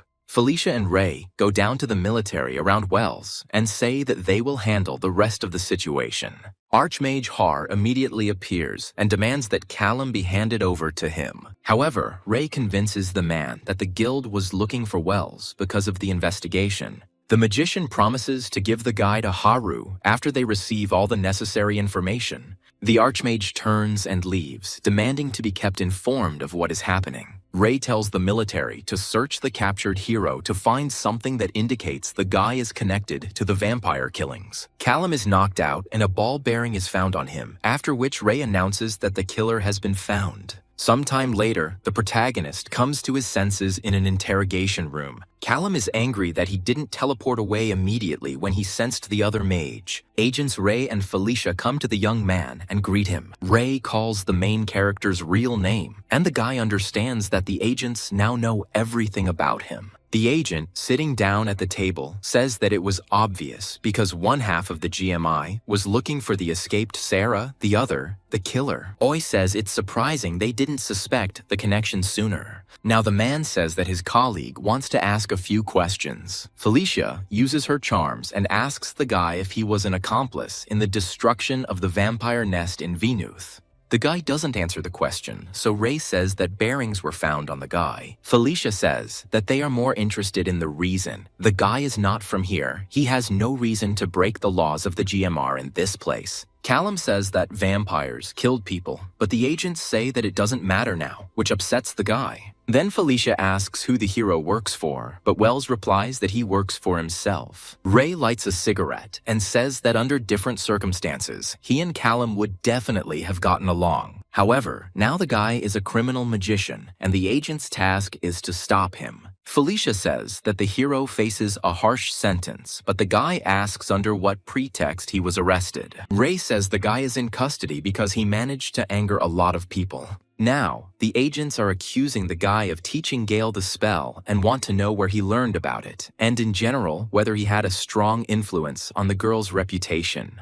The protagonist says that everything is obvious to him, but the agents don't understand what he means. Callum explains that Gale's attacks are based on basic biochemistry. Ray says that in this way, the guy is corrupting magic, mixing it with the ordinary human understanding of things. Wells says he wasn't aware this was a problem and asks what problems Gale might have. The agent says that due to the guy's influence, the girl could become a criminal magician. Ray says that in this way, the hero has driven the girl to cruelty, but Callum gets angry, saying that it is a requirement of the GMR to know offensive spells. He gets a shock in response to the guy's aggression. Felicia asks if the hero tried to recruit Gale for his organization. The girl says that if the guy wants to help Gale, then he needs to be more open, to which the guy replies that the agents are using the girl to get him to talk. The protagonist smiles and says that as soon as the guild is threatened, the secret police immediately intervene. The guy immediately adds that after this conversation, none of the agents will see him. Callum asks if the agents have any idea why he's even talking to them. Ray understands what the hero is getting at, since it is impossible to open a portal in the room. Callum replies that he doesn't need the portal, and he was thinking about how he would act if he found himself in a similar situation. Wells hints that he has placed Tool's home bond where agents cannot retrieve it. The main character disappears, and the agents do not have time to catch him. Felicia doesn't understand where he could have disappeared to.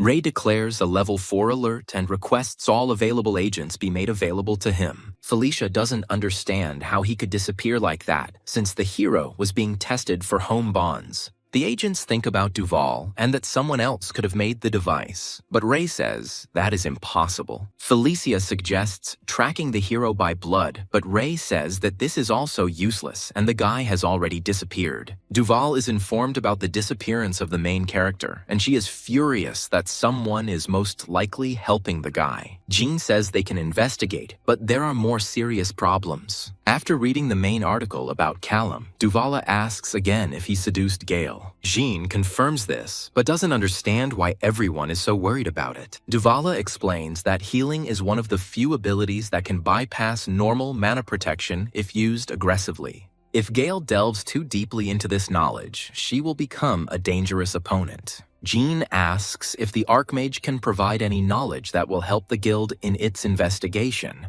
Luvala says that spatial mages are not dangerous, although there are some techniques that can be difficult. The Archmage says that a spatial mage is born once every 30-40 and she needs every one of them. Sometime later, Callum is free and glad that he thought to hide all his personal information around the state. Remembering the GMR, the guy realizes that the agents think he works for some organization, which might confuse them. After contacting Lucy, the girl says that she was afraid that she would never hear the hero's voice again.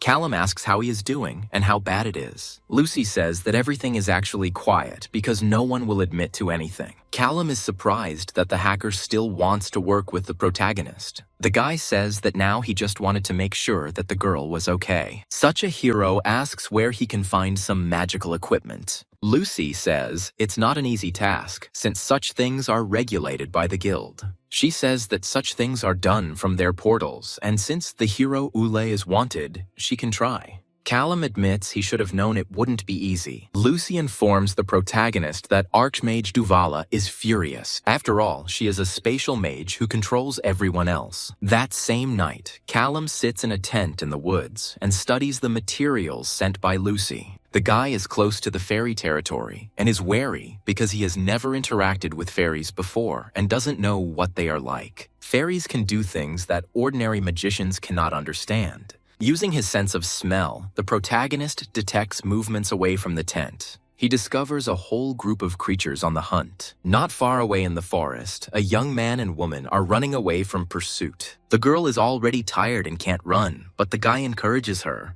The guy understands that if they give up now, they will die like the others. The main character remembers his childhood many years ago. A boy was wilt on the playground, wondering how long bullies have been bullying children. However, the main character did not dare to help the offended boy. Wells's father approached him and asked why he stayed away. The boy replies that it was his turn to ride the slide, so he didn't help. The father is disappointed with his son's response and says that he thought he raised his son well. Callum asks why he had to say anything. Wells says it was another boy who pushed the poor guy, but for some reason, the father is angry with Callum. The father explains that the boy should help those who need it. After all, villains only win when good people stand aside. Returning to the present, the guy realizes that he needs to help those people. However, if he interferes with this now, the plane will catch the eye of the GMR. Immediately, the hero hears a terrible sound not far from his tent. A group of hunters say among themselves that the hunting time has almost come. The girl says that the people found have already escaped. Callum feels the creatures begin to move. The main character smiles and says that no matter who he deceives, he is a good person. As he leaves the tent, Callum says he's starting a fairy hunt. The hero uses his senses to pinpoint the exact location of creatures and follow them. Even though the boy doesn't know what skills the fairies have, he at least knows how many of them are out hunting.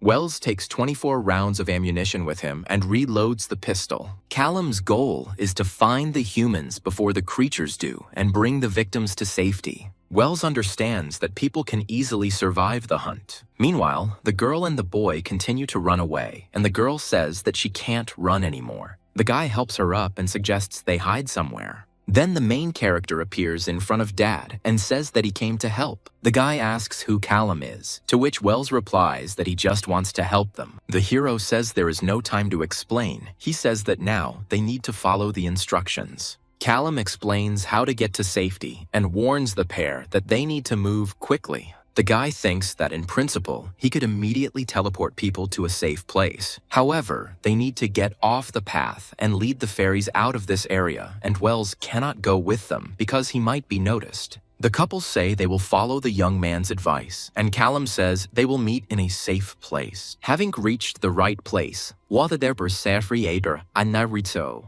forfitens verfitsa serenessa, amberfrin, Imshorstashi medka contoid fimains unwisi main character elihasas. Before the guy can answer her, Callum transports them to another place. The main character helps the girl up and says that they are a kilometer away from the dangerous place. Callum asks the couple how they ended up in this situation and why they were being followed. The girl says that they don't know, and the creatures simply ordered the couple to hide from them. Wells is angered by these words because people were caught just for fun. The guy opens a portal and leaves to deal with the creatures. Meanwhile, monsters roam the forest, unaware of humans, and Callum discreetly takes pixies through portals. The girl says that people are stupid, and it is very easy and fun to deceive them. Suddenly, both hunters notice that the pixies are missing. Suddenly, a portal opens beneath the creatures, but one of the hunters' tree-like assistants doesn't manage to escape. The boy then tells the remaining assistants to hurry and report the attack to the monarchs. After this, one of the tree creatures is killed by a boulder that appeared from the teleporter. The huntress begins to get angry that someone dared to attack them, but does not have time to finish. A portal appears in front of the girl, and a bullet hits her right in the head, killing her instantly. The second hunter sees this, and in a rage is about to use magic. He senses someone nearby, so the remaining wooden warrior takes aim with his bow at the killer. Callum notices the arrow flying towards him at the last moment, but manages to disappear into the portal. The protagonist tells himself that he needs to be careful and stay out of reach. Suddenly, an enemy appears behind the guy, who is about to attack. At the last moment, the hero jumps back and takes out a pistol. However, the enemy has already disappeared, and Callum does not see that he is trying to attack from behind. The creature throws the protagonist into the distance, and Wells does not understand how this happened. Finally, Callum uses his senses and detects an enemy nearby. Now, the boy notices the creature in the tree trunk, realizing that it can move in this way. Trying to shoot the enemy with a pistol, Wells sees that the creature is nimble. An idea comes to the guy's mind on how to defeat the enemy. At the moment when the enemy is about to attack the guy again, the hero activates magic. Using a group of teleports, the guy kills the creature. With that done, Callum opens a portal to leave. The protagonist takes the remaining hunter to the cave. In it, the hunter finds the corpses of the pixie that Callum took earlier. Sometime later, the protagonist meets with the rescued couple and says that it will be safer if everyone forgets about it. The girl replies that they understand this and will support the hero. Wells says he understands the event was traumatic for the couple, but they need to find the strength to cope. After saying goodbye to the couple, Callum calls Chester and says he's having trouble with a group of fairies. Chester ponders the boy's words as Wells describes those he encountered. The werewolf says that the protagonist needs to leave immediately since the fairies were of noble birth. Here Chester says that he could help the guy and offers to work for him. However, the hero refuses, saying that after the last skirmish with the GMR, he began to value freedom more. The werewolf replies that in that case, the guy needs to hide somewhere where supernatural creatures can't get to him. After finishing his conversation with the main character, Chester tells the hacker that he doesn't understand what the guy is thinking. The werewolf praises Callum for pulling off such a plan to escape from the GMR, and now the man wants to know more about the main character.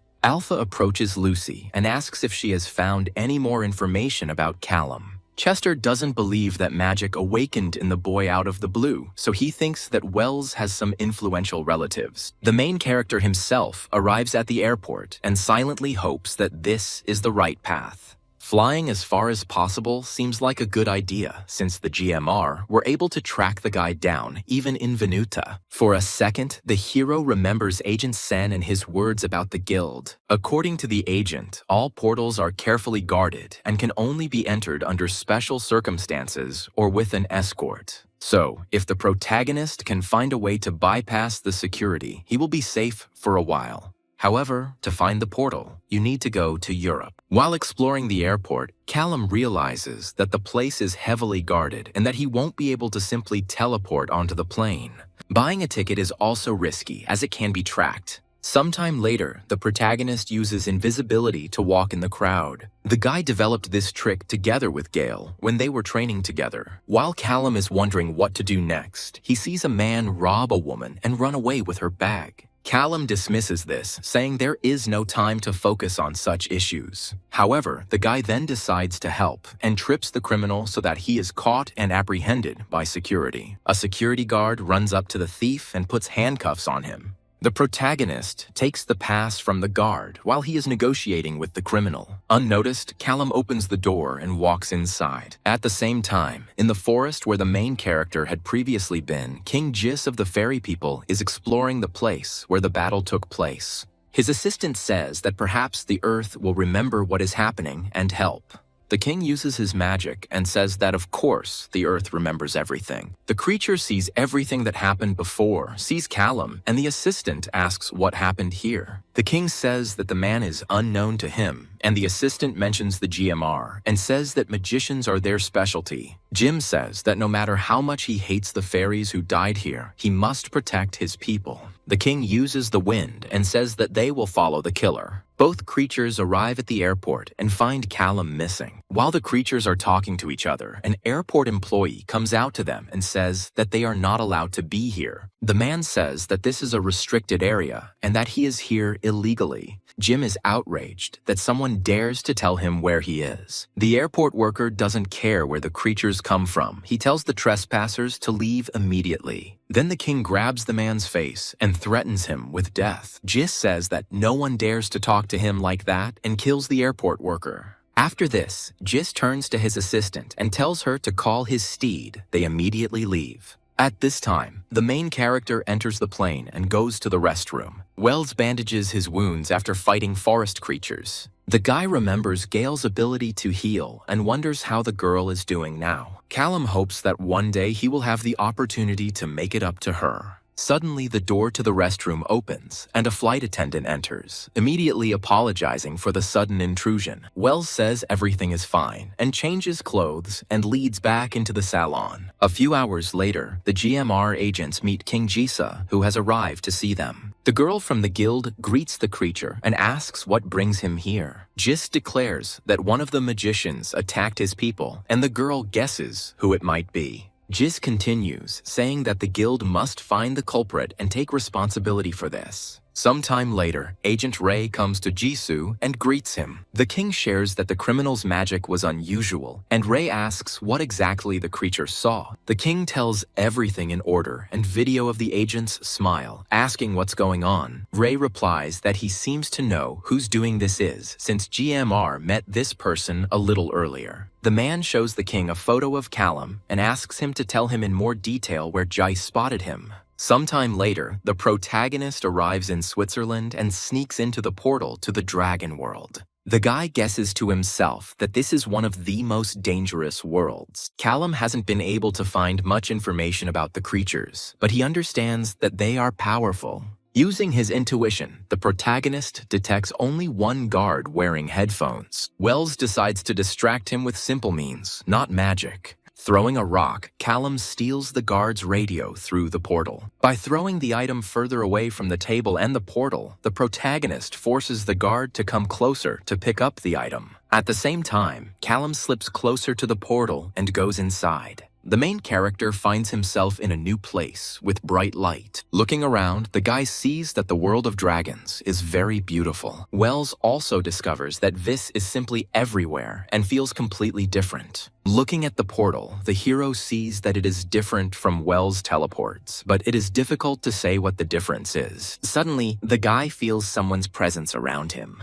A huge red dragon appears in front of the main character, unfriendly towards the guy. However, the creature immediately softens, and the hero realizes that it is Shahei in front of him. Meanwhile, the GMR agents are having a snack in the car, and Ray reports that the guild is assembling a group to capture Callum. A detachment is assembled from the GMR, where the agents discuss among themselves how one magician can cause so many problems. One of the agents speaks to Sen, who is sitting next to him. The young man is still angry at Wells and says he wants revenge. At this moment, the protagonist and Shahei are talking to each other about GMR. Shahei says that he didn't think that Callum was a mage, and the hero agrees with his friend, saying that he doesn't fully believe it either. Shahei asks what brought the boy to his world, and he hopes that Wells was not following him.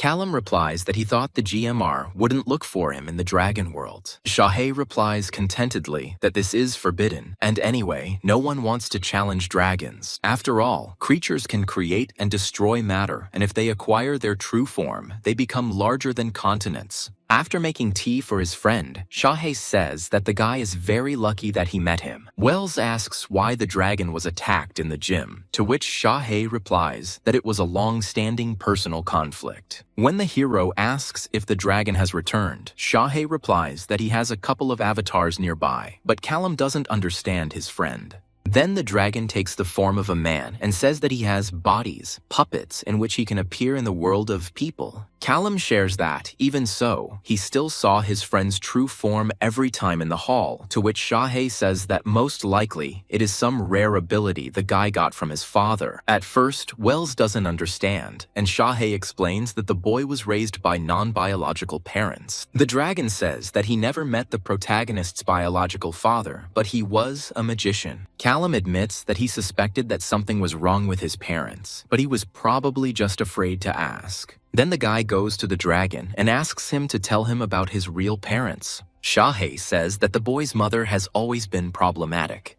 When Callum was first born, she essentially left her son right away. At that time, the main character's upbringing was taken over by his maternal grandparents. Wells admits it must have been difficult for his grandparents to bring up the topic. Shahe puts his hand on his friend's shoulder and says that dragons have an unspoken rule not to interfere in the affairs of people. Shahe had tried to stay away from everything that was going on in Callum's family all this time. But even so, Wells' parents were good people. Sometime later, Shahe jokingly puts up with Callum's head and says that he can't stay here forever. Then Callum asks if there is a place where the hero could hide. Shahe thinks that the land of the fairies is a pleasant but unpredictable place, and the deep wilderness is also dangerous. The Nightlands are a good place with plenty of resources to prepare for the GMR confrontation. Wells thinks about the Nightlands after the dragon's words. Shahe sternly tells his friend that he is in danger and hits him in the chest. While they are chatting, half the magical world is chasing Callum, and the protagonist asks what he should do then.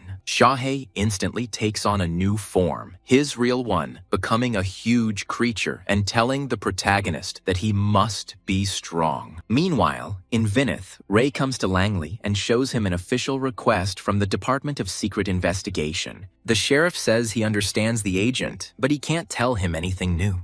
Ray says that the sheriff is one of the few who saw the main character, and it is very strange that he does not know anything.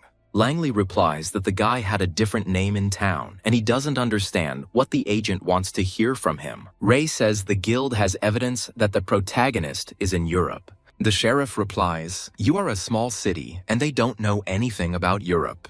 Jessica comes out and gives the agent the coffee he ordered. Ray asks if the girl knew the main character. The sheriff becomes tense and reproaches the agents for pestering his daughter in vain. Ray apologizes, leaves the cup, and leaves. Sometime later, the agents are sitting in the car. Felicia says that she managed to extract information from Clara. The man objects that his partner used her powers against the girl, which could have consequences, but Felicia reassures her colleague. She says that the werewolf didn't understand anything, but the man says that such information cannot be ignored. Felicia says that the girl doesn't remember much, but she knows that she was kidnapped by a vampire and then teleported back by someone. Ray comes to the conclusion that the werewolves are hiding something, even though it was obvious. The man adds that they still haven't received any new information, so the investigation needs a new impetus, otherwise they will end up at a dead end. Meanwhile, the protagonist approaches the guarded portal to enter the Nightlands. Callum recalls that the Dragon World had a more powerful spell cast on it than the current portal. Watching from afar, the hero thinks that it would be best to teleport straight to the portal. However, the guy thought that it was too simple, that it couldn't be true. Meanwhile, a guard stands next to the portal, who momentarily notices that something is wrong with the portal, but then blames it on his imagination. In fact, it is the main character who quickly teleported straight into the portal and walked through it. The guy finds himself in the Nightlands and remembers that when he entered the portal, it was day, but now it is night. Callum goes to the window, looks out, and sees that this place is not as beautiful as other worlds. Exploring the city below using his senses, the protagonist sees that there are both vampires and ordinary mages in it. The protagonist thought that there would only be vampires here who closely interact with the guild, but things are different. Considering the hostility of some mages towards ordinary people, it is possible that some simply prefer to live in portal worlds. After analyzing the situation, the protagonist realizes that the Night Lands are the worst possible scenario for him and the most unsafe place. And all because, in this world, there are two groups of creatures who wish death on the main character, did everything to catch him. The guy understands that staying here will be risky, but if his friend is right about the materials, then he needs to look around before leaving. Meanwhile, somewhere in the Night Lands, vampires are dealing with wolves. The man is unhappy that they are given dirty work and that they have to deal with animals. The woman agrees with her friend, but immediately asks if he feels anything strange. The vampire explains that she feels the presence of the magician nearby, but the man says that at such a time it is very strange. Then the woman asks what they should do, to which the vampire replies that nothing is needed because it is only the magician's problem if he gets lost in the forest. The woman objects and decides to contact the authorities, explaining that the magician may come from some noble family, and then problems may arise. The woman contacts the operator, explains the situation with the presence of the magician, and asks what the instructions will be. The man tells her that it's just a waste of time and that it's most likely just some airbender who decided to fly in the area. The operator immediately connects with the vampire and tells her to immediately leave the area and return to the base. The woman asks what's wrong, but the operator doesn't answer. He repeats to return to base immediately. Approaching the castle, the vampire scolds her friend for saying that it was just nonsense, to which the vampire begins to make excuses. The man asks what they will tell, and the vampiress replies that most likely they will be asked about what they felt. Both vampires enter the hall. An unknown man stands in front of them, and the vampire asks where their military leader is. The unknown person turns to the vampires and introduces himself as the magician Tyson from the Bureau of Secrecy. Both vampires are in shock and don't ask how they can help.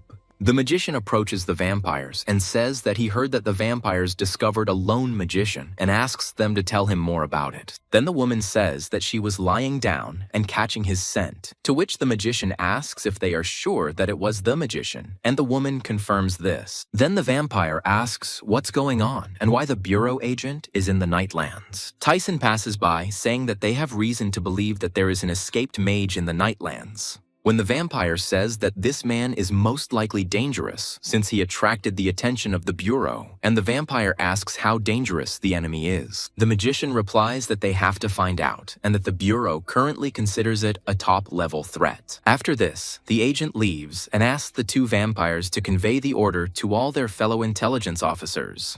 Meanwhile, the protagonist teleports to the forest lands, intending to find materials for himself. The guy remembers to himself that no literature had prepared him for these territories, and for him everything here is new and unknown. The Nightlands have a very unusual world layout, which Wells noticed at the very beginning, so he needs to be careful. Be that as it may, the main character understands that he needs to leave here as soon as possible. Having studied some information earlier about the materials that can be found in the lands, the guy learns that they are all located in the forest in unusual places. The protagonist has settled into a tent in the forest, which is why he periodically looks outside to make sure he is alone. However, at some point he discovers that not far from him, a certain creature is fighting a druid. The main character understands that this is his chance to find materials, so now Callum can follow the small creature, as it can lead him to the materials. The main character takes out a pistol and is going to quickly deal with the druid. However, before shooting, the guy realizes that the cartridges can be found by vampires, and then everything will become obvious and he will be exposed. Then the hero decides to act differently. He opens a portal in front of the druid's hand. The creature reaches its hand forward into the portal, its hand piercing its own body from another portal. After this, the main character calmly follows a small winged creature, which leads him to its nest, where valuable materials are located. Callum sees that there is a raw mordite below and hopes to retrieve it through the portals if he is careful.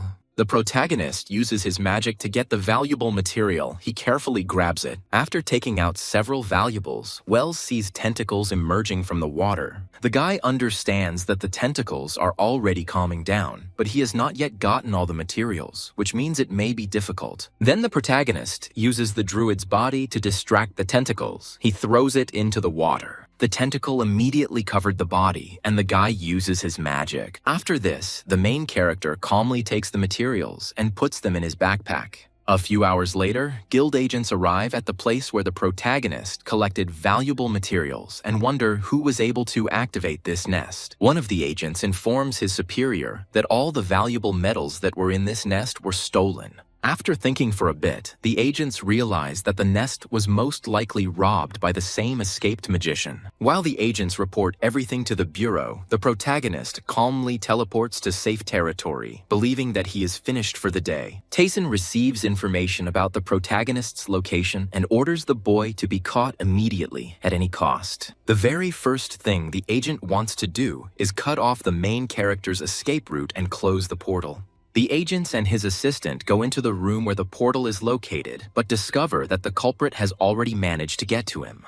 The protagonist turns around and sees two people behind him, after which they quickly slip into the portal. The entire guild is on edge. Everyone is trying to catch the main character and is using all possible forces to track him. Formed squads are sent to various points to catch the guy. Some warriors hold him at gunpoint, awaiting orders. The main character barely escapes from pursuit, and I think to myself that he didn't think that the agents would be so nimble. Wells opens a portal to move forward 500 meters. The main character barely moves to a new place. He feels sick from the frequent use of portals, since he is not accustomed to this. A couple of commas come up to Callum and ask if he is okay. The young man does not understand people, to which the couple replies that they do not speak English. Looking around the surroundings, the main character realizes that he has moved to Paris.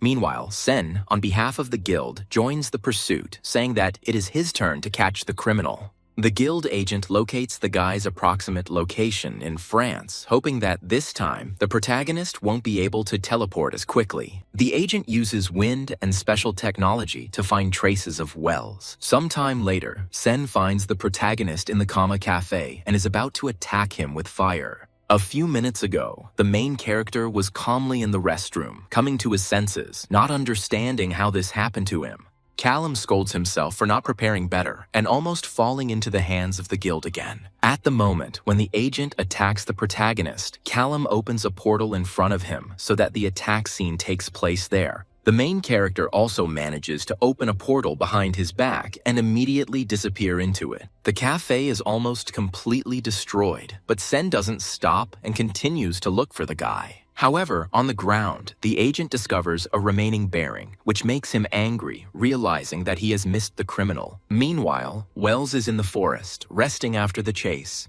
The boy looks at his hands, seeing that even though the shield blocked most of the spell, it was still powerful. Juice, the young man, says that he underestimated the agent, thinking that he was just a spoiled child. However, it turns out that the guild also underestimated the main character because he never makes the same mistake twice. The protagonist stands up and says that the guild will never be able to find him again. Later that evening, Sen comes to the agent from the bureau and hears that 18 people have died due to a careless spell that the agent used.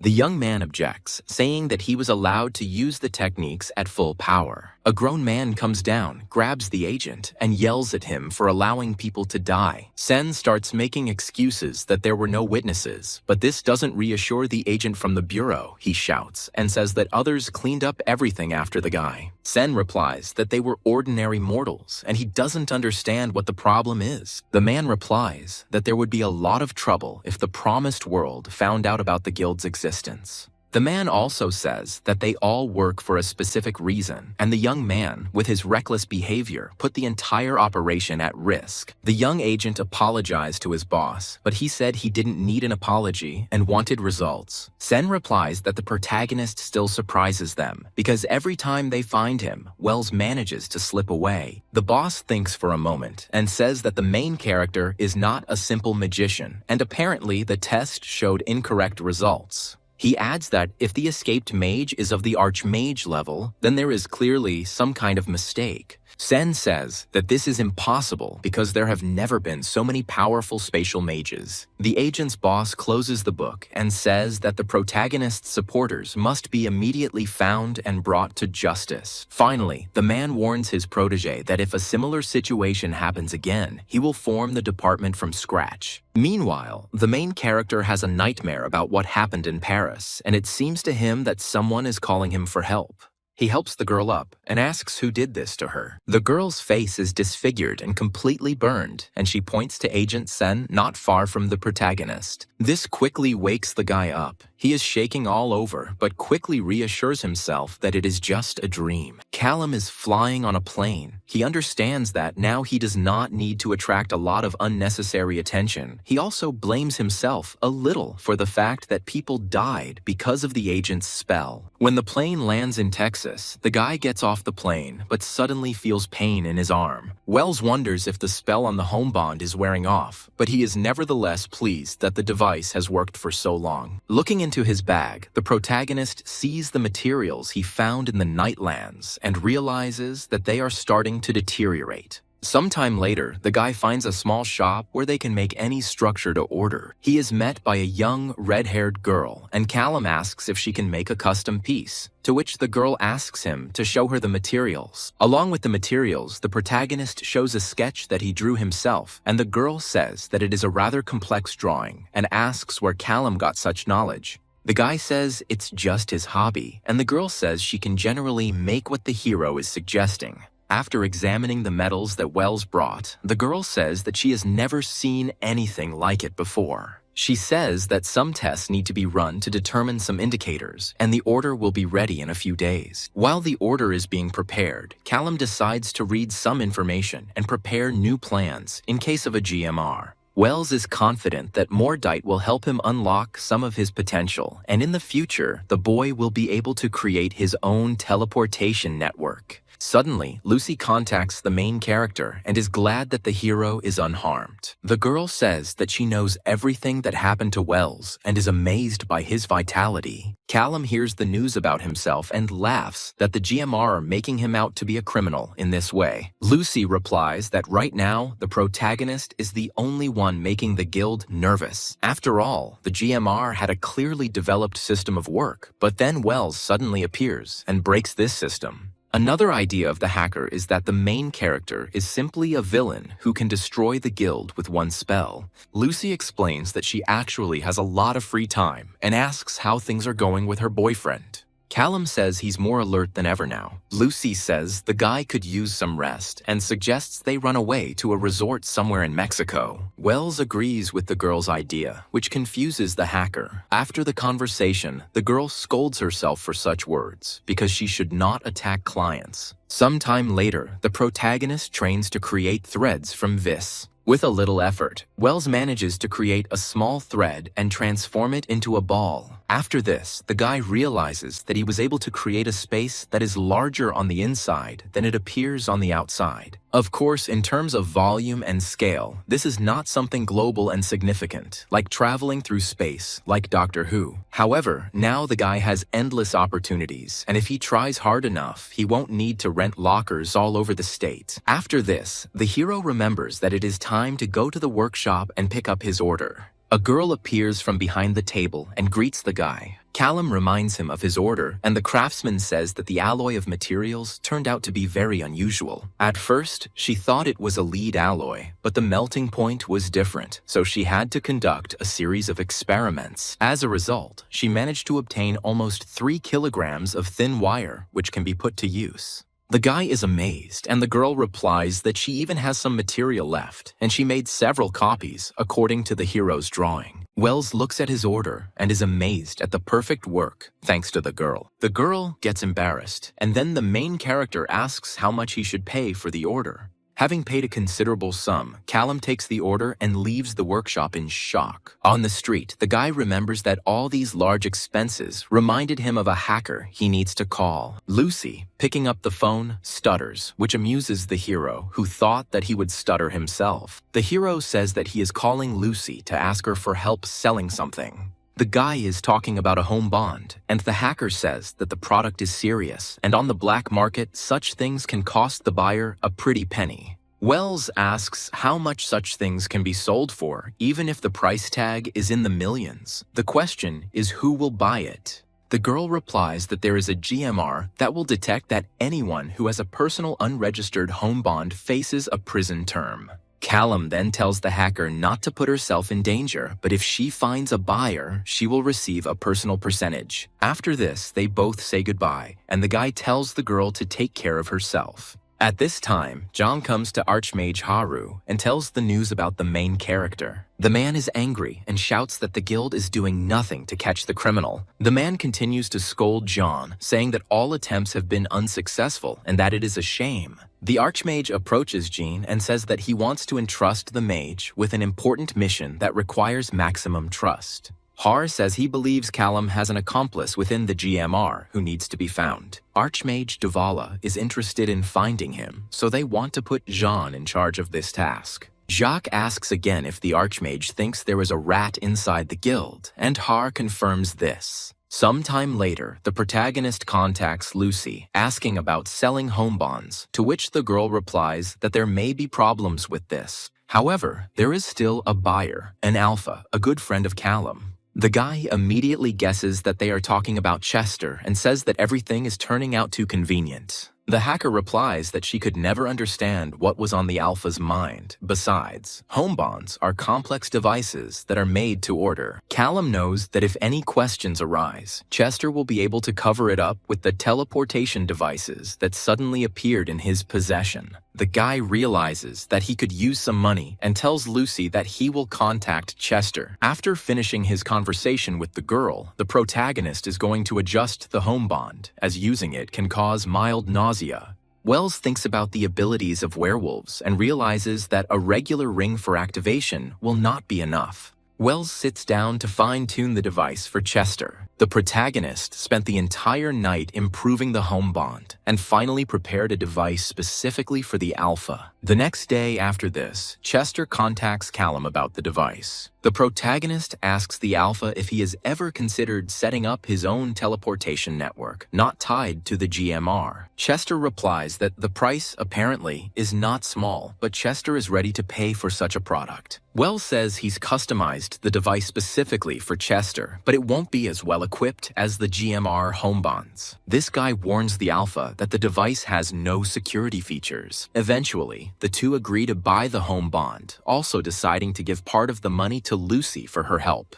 Meanwhile, GMR agents Ray and Felicia arrive at headquarters in response to an urgent call. Inside, they are met by Jacques, who greets the agents and invites them to sit down. First, the man asks for the agents' full names, assuring them that he is aware of their abilities. Jacques then asks how long the agents have worked together, to which they both reply that it has been so long that they can't even remember. Jacques asks if the agents have connections to other organizations outside of the GMR, and Felicia replies in the negative. The man then asks if the agents ever disclosed classified GMR information to outsiders. Ray replies with displeasure that this has never happened and that it would be extremely stupid on their part. Jacques then asks if the agents are investigating Callum Wells' case, to which he answers in the affirmative. Jacques asks if they were in the room at the moment when the protagonist teleported out of prison.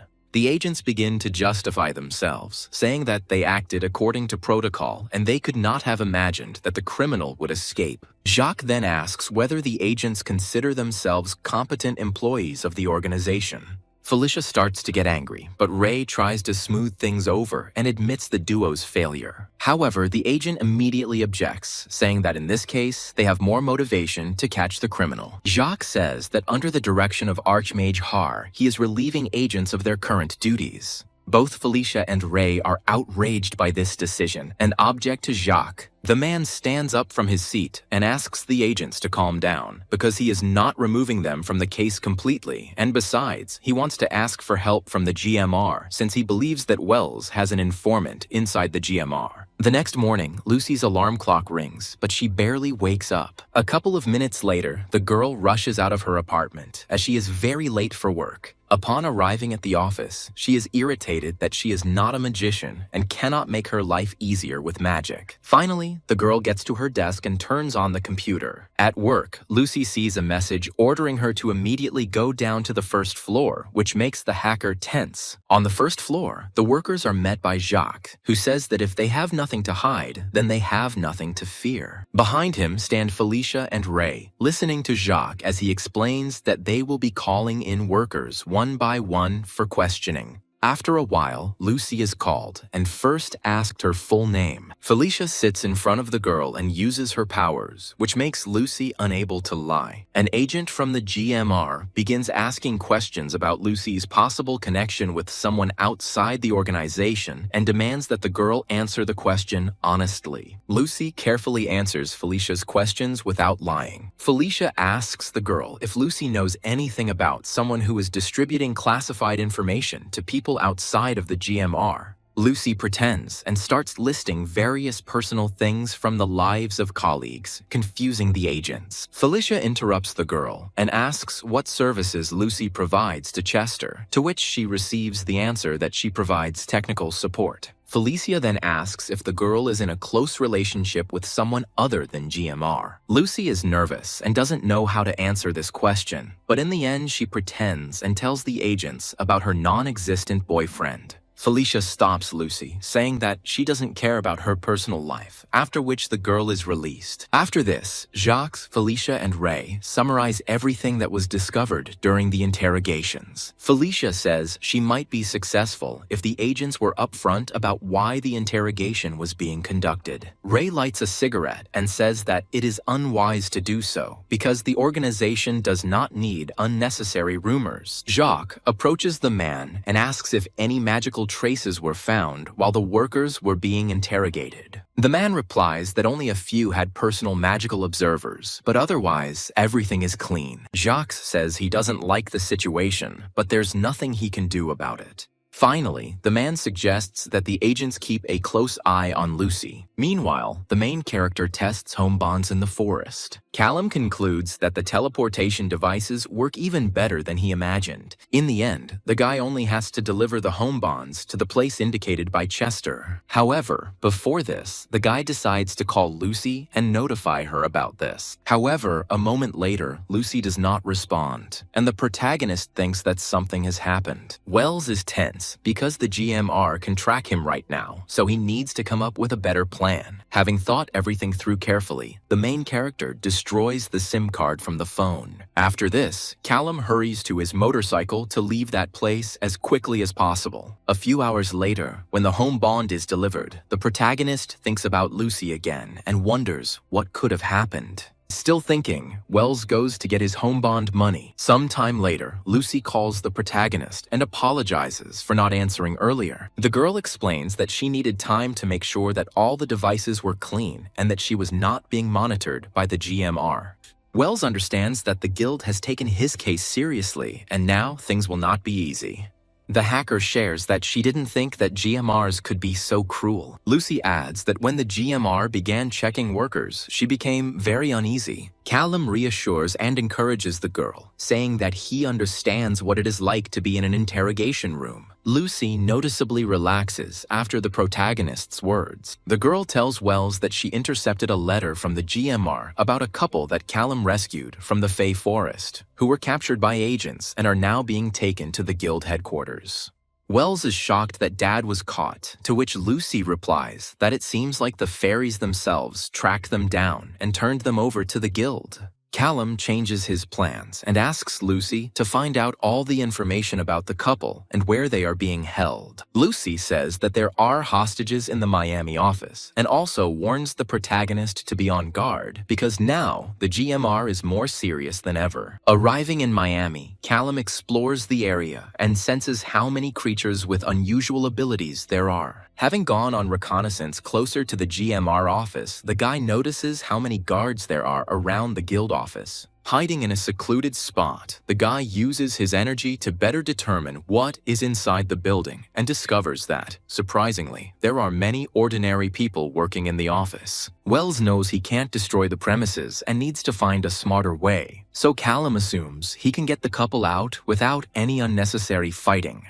Therefore, the protagonist quickly contacts Lucy, who immediately asks how things are going with rescuing the couple. Callum explains that if two people were simply kidnapped from the office, they might be hunted, meaning they need to be hidden by someone important. Lucy takes up the guy's idea, and Wells asks who could help with this. Lucy frankly says that this is a difficult task because not many creatures would want to cross the Archmage's path. There's no point in bringing Chester in, and Callum asks if there's anyone who's annoyed with the GMR's work. Lucy immediately remembers that since the guy saved this couple from the ferry, it makes sense to pay attention to them because the creatures love to fight with each other. The hacker adds that it might make sense to seek help from one of the Fey Kings in order to sow discord among the creatures. Wells is surprised by this proposal, to which Lucy says that it is worth a try. Lucy tells that King Jice, from whom Callum saved the couple, looked for the guy everywhere, but did not find him, so it makes sense to meet with some other king and annoy Jice that way. Lucy adds that she will organize a meeting and send the protagonist a letter with basic information. Sometime later, Callum contacts one of the Fey Kings through a portal. King Fair says with a smile that he will meet the guy on neutral territory, as agreed. Wells apologizes for deciding to contact the fairy so suddenly and says that he has a proposal that should interest the creature. The fairy asks the guy to continue, as he has intrigued him. Callum suggests an idea that would give GMR some extra pain, and also add a couple of problems for Jisoo. Fair listens attentively to the guy, but makes a sarcastic comment, saying that he didn't think the hero understood politics. Callum explains that he has no political interests, but he knows that some of his actions could lead to good consequences for Fair. The protagonist talks about a couple that the guild keeps with them, to which the fairy asks what relation they have to him. Wells says that the people are innocent, but if he saves them, they will still have problems. But if someone influential intervenes, this will not happen. Fair thinks about it and says that no matter what, it should be fun. And besides, seeing a famous criminal in action would be pretty cool. Callum interrupts Faye and says that he can't promise that he will put on any amazing show, but he still hopes that the offer is interesting to the king. Fur considers the offer, noticing how rare spatial magic is these days. Finally, Fair says that he can't directly save the couple, but he can help them if they accidentally end up on his territory, and he can play along. If this happens, he will pretend to be a noble master in front of the guild and protect the couple. Callum clarifies that he hopes they both agree on everything. Fe bows and says that he agrees to all the conditions. After finishing his conversation with Faye, Callum realizes that his reputation allows him to arrange such circumstances. The plan to save the couple is already ready. Now the guy needs to make his preparations to fulfill his part of the deal.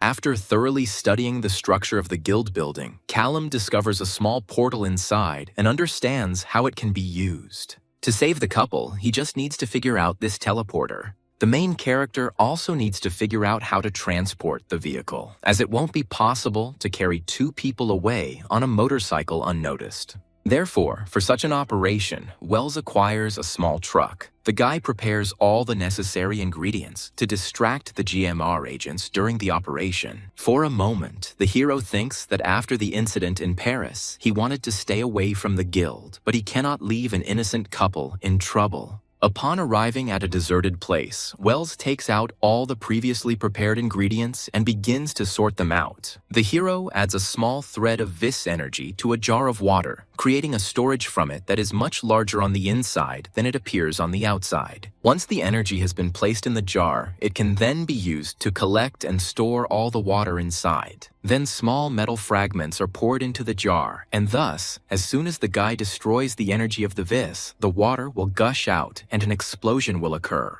All that remains to be done now is to place the improvised weapon next to the GMR portal. The hero moves the cans inside the building, planning to blow them up in such a way as to destroy the portal and the surveillance network. A second later, the guy explodes the first can, causing panic in the guild office. While the workers are shocked and distracted by the explosions and trying to figure out the situation, Wells intends to rescue the couple. Using his abilities, the protagonist drags the couple through the created portal. The young people move into a truck where Wells sits behind the wheel and greets them. The guy runs up to Callum and asks what's going on here and why they're constantly being followed. The protagonist apologizes, saying that it is because of him that the couple has problems, to which they ask who he is. Wells replies that it doesn't matter and that after today, they won't see him again. The rescued guy doesn't calm down and continues to put pressure on Callum, saying that things won't go this way. But then a girl intervenes in the conversation and says that Wells is obviously saving them.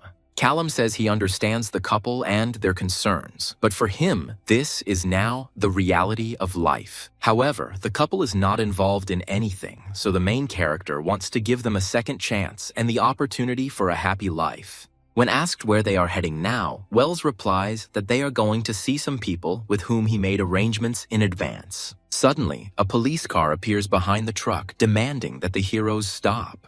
Callum, seeing this, is angry with himself because of the guild, he completely forgot about the regular police. Nevertheless, the protagonist decides to resolve the issue with the police as quickly as possible so as not to arouse the suspicions of the GMR. A police officer approaches a stopped car and says that he sensed something was wrong and wants to check the vehicle. Immediately, a couple appears from the back seat of the truck, pretending to be drunk. The young people make up a story that they are leaving a concert. The police officer says that according to safety regulations, they must be wearing seat belts, but the couple object, saying they are too comfortable and happy in the back. Finally, the policeman says he doesn't have time to deal with two drunks, so he asks Wells to take the couple home safely. Seeing guild agents prowling around near the car, Callum is about to leave, but the police officer stays for a second to remind Wells about the cleanliness of the rental car, after which he finally lets them go. On the way, the couple wonders what periodically happens to the car. Wells says that these are reinforcements, and they are almost at the safe zone. A few moments later, the heroes arrive at the bank, and Wells explains that they are in fairy territory and he is going to send them through a portal to safety. The guy adds that after teleporting to a new place, the couple should say that they came from a ghost and opens the teleport in front of the young people. The girl asks if Wells will go with them, to which the guy replies negatively, saying that he was not part of the deal. Callum encourages the couple by saying that his friend will contact them when things calm down. Finally, the couple goes to the teleport and finally thanks the main character. Sometime later, Felicia and Ray arrive at the scene in Miami and scold the agents there for losing the couple. The workers begin to justify themselves, saying that all the preparations went down the drain and that they did everything according to protocol. Ray responds that this was clearly not enough and that the agents did a poor job of their job. After letting them go, Felicia notices that Ray is angrier than usual today, to which he replies that he is worried about Felicia since she has problems with the local ferries in Miami. Felicia is visibly embarrassed, saying that there is no point in wasting time on her and worrying about her unnecessarily. Finally, the agents begin to explore the destroyed office, trying to figure out how it all happened. Ray says he looked everywhere but found only metal debris and puddles of water. Suddenly, an archmage approaches the agents, who declares that the suspect is much stronger than they might think. Ray agrees with him and wonders to himself what the old man is even talking about. The archmage immediately declares that the agents must summon Archmage Duval here. Sometime later, Ray calls the archmage, but receives a negative tone due to the agent distracting her. Ray explains that they encountered the protagonist again, but were unable to catch him. For a moment, Duval doesn't understand why she's needed, to which Ray replies that she could do her expert analysis. The woman gets irritated and says that the agents are simply useless, but asks where it all happened. After some time, Duval arrives at the scene, but without listening to Ray to the end, he drives him away. In addition, the woman yells at the agent because he missed the criminal. Returning back to Felicia, Ray is irritated and very angry. Duval uses his skills and investigates the crime scene with energy, noting that Callum's magic is dangerous and at the same time careful. Having discovered the metal fragments, the Archmage says that the metal has absorbed most of the protagonist's energy. After examining the debris more closely, Duval suggests that the technology is somewhat similar to the bearings previously found by the guild.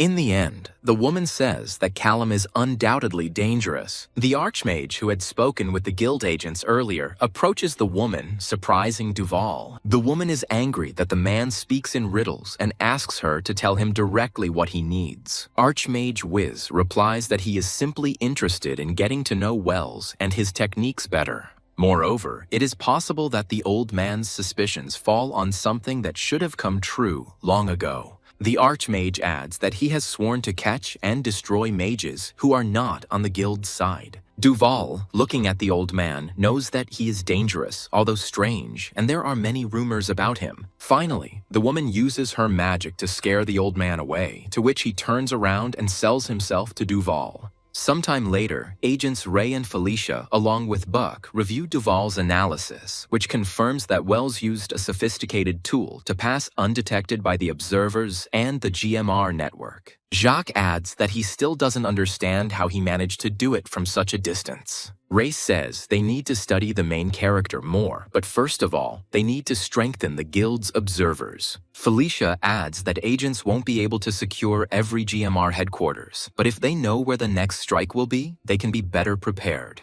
Meanwhile, the protagonist ponders whether it is worth calling Lucy or whether it could be dangerous. Callum heads to New Mexico on a motorcycle to find a new place for himself. A few days later, Jacques meets with R and reports to him that the missing couple is under the care of the fairy and, moreover, their names have been erased from the agent's memories, making it impossible to catch them again.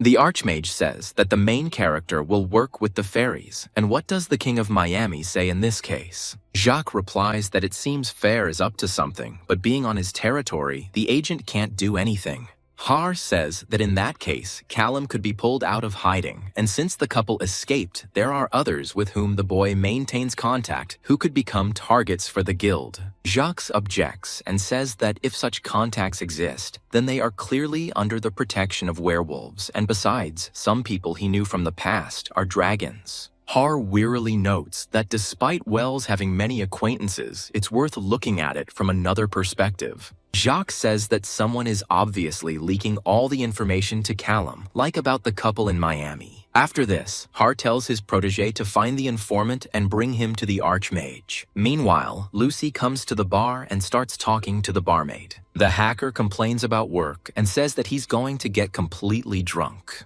The barmaid pours Lucy a drink and asks about work, to which the girl angrily explains that the entire office is suffering because of a recent information leak. Lucy also adds that it has been a week since she heard news from her friend, and she thinks that he is angry with her. The barmaid asks what Lucy did, to which the hacker replies that she told a friend about a job he might like. The girl also replies that she doesn't know whether she sent him there at his request or because she wanted it to be better for herself. Lucy adds that although everything ended well, if the job is dangerous, does that mean she is a bad person and put him in danger? The barmaid smiles and pours another glass for Lucy, telling her that she needs a drink. Suddenly, Callum calls the girl and asks if she is busy, to which the girl replies that she is wiping up rum that she accidentally spilled on herself. Wells admits that the GMR could cause him trouble for Lucy and apologizes to her for it. Lucy is surprised that the guy was worried about her and is embarrassed when he answers in the affirmative. The main character immediately explains to the girl that he is in Mexico and asks her for a map of the isthmus with markings on everything supernatural. Lucy immediately starts digging through her phone, getting ready to hand over such a card. After sending the data, Lucy asks if this is the only reason the protagonist called. The guy says that he forgot something and sincerely thanks the girl for her help. Lucy is embarrassed to hear such words from the guy. The protagonist adds that if the girl finds herself in trouble because of GMR, he will definitely help her. Lucy is embarrassed again, but says that she will definitely tell Wells if anything happens. Having finished the conversation, the girl returns back to the bar and wants to ask the barmaid a question. Lucy blushes and asks to be served a drink that will calm her down. The next day, Callum is in the office about to buy a property and is greeted by a man in a suit. Wells confirms that he would like to buy land and hopes to get recommendations for construction companies. The man sits down opposite the main character and asks what brought the guy to Mexico. Wells replies that his friends recommended this place and he is going to build a holiday home.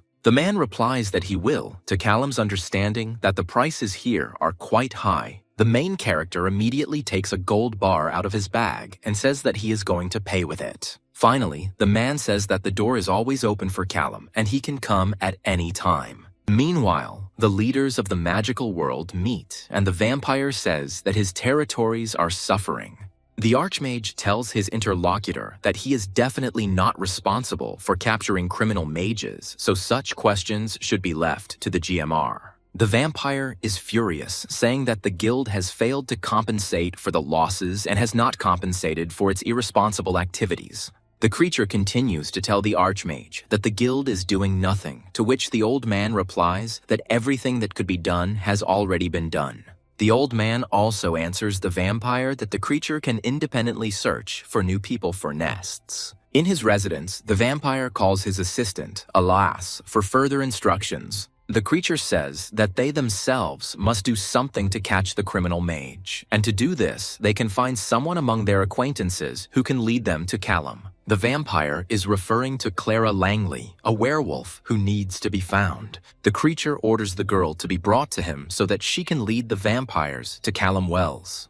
Meanwhile, the werewolves report to Chester that the vampires have become active and are up to something. After talking with the werewolves a little more, the Alpha is convinced that he needs to be on guard. The man orders his assistants to summon Jasper to him, adding that apparently there is a reason to test the new home bond. A little later, Alpha calls Sheriff Langley and reports that the vampires are heading to Venute, to which Langley asks what needs to be done.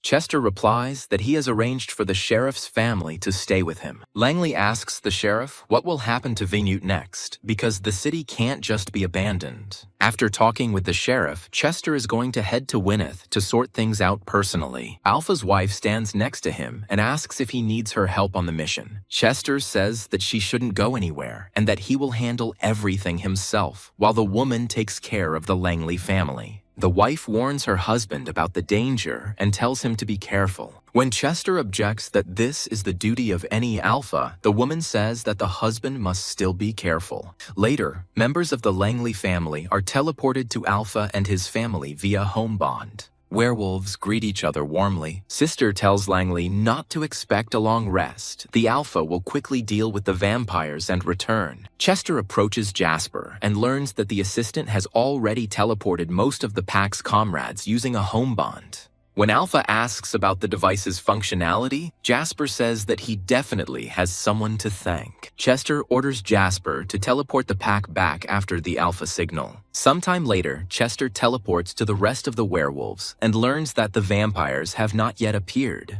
Alpha advises his allies to remain in wolf-fighting form as the vampires move quickly. One of the werewolves asks what about Chester himself, since he has not yet taken his form. Not far from Vint, vampires gather under the leadership of Alas, who notify him of their combat readiness. Sometime later, one of the werewolves notifies Chester that unknown figures were seen near them. Alpha quickly orders everyone to take their positions, saying that they are vampires. A second later, Chester himself finally assumes his wolf battle form. A few moments later, the vampires and werewolves encounter each other and begin to fight. Alas realizes that it wasn't Langley at all, which means the creatures somehow understood what the vampires were planning. The vampire understands that they have lost this battle, but Sister has finally decided to appear from the shadows. Deciding to test his luck, Alas charges at Chester, and the other wolves warn the Alpha about this. The vampire wounds the defender in the chest, holding his hand in the wound for a while. However, no matter how you look at it, the werewolf is stronger than the vampire, so Sestra easily tears Alas apart.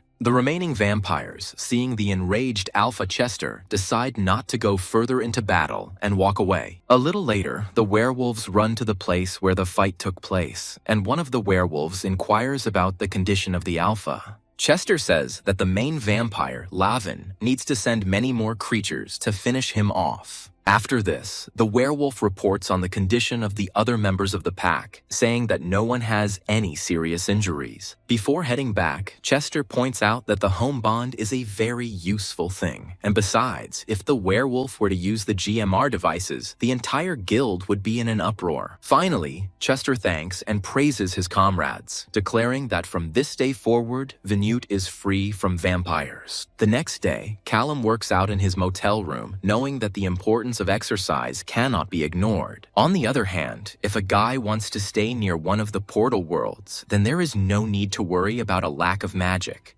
After so much time using magic, Callum had become very accustomed to it, and it would be a sin to refuse such opportunities as his. Meanwhile, GMR agents Ray and Felicia find the guild office where a man tells the fairy to stop using her powers on the workers, to which Felicia replies that it is very convenient. The woman states that while people do all the dirty work, they can afford to rest in peace. Ray counters by saying that they're not relaxing, they're observing, and even if Felicia uses her powers on people, it's no reason to relax. Fairy tells his partner to calm down, because people get paid for their work, and after it's done, they won't even remember what they did, and then offers Ray a snack. However, one of the workers immediately approaches the agents and reports that he has found some interesting behavior among the reports. The worker recalls that Callum initially caused a stir among the vampires and acted very harshly. Reporting to Ray, the worker says that the guy is improving quickly and his attacks are already very calculated. Reading the document given by the worker, Ray agrees with him and asks what the guy wants to say. The worker says that Wells is a fast learner, which makes him very dangerous, and that people like Callum are often overconfident. He adds that Callum might overdo it and end up killing himself. Ray thanks the guy for the new thoughts, to which he says that he will continue to look through the reports. Felicia watches the guy leave and says that people are more useful than they imagined. Ray loudly announces that he wants to see all logs and records of Callum's interactions with any guild employees. Workers scan all the data, trying to find any information about the main character. Meanwhile, Jasper arrives to Lucy and is about to hand over the reward for the home bond, to which the girl asks to leave her the gold bars, which she will send to the exchanger herself. Jasper asks the hacker to be careful so that the GMR cannot track the girl. Lucy turns to Jasper with a smile and says that she is not that easy to catch.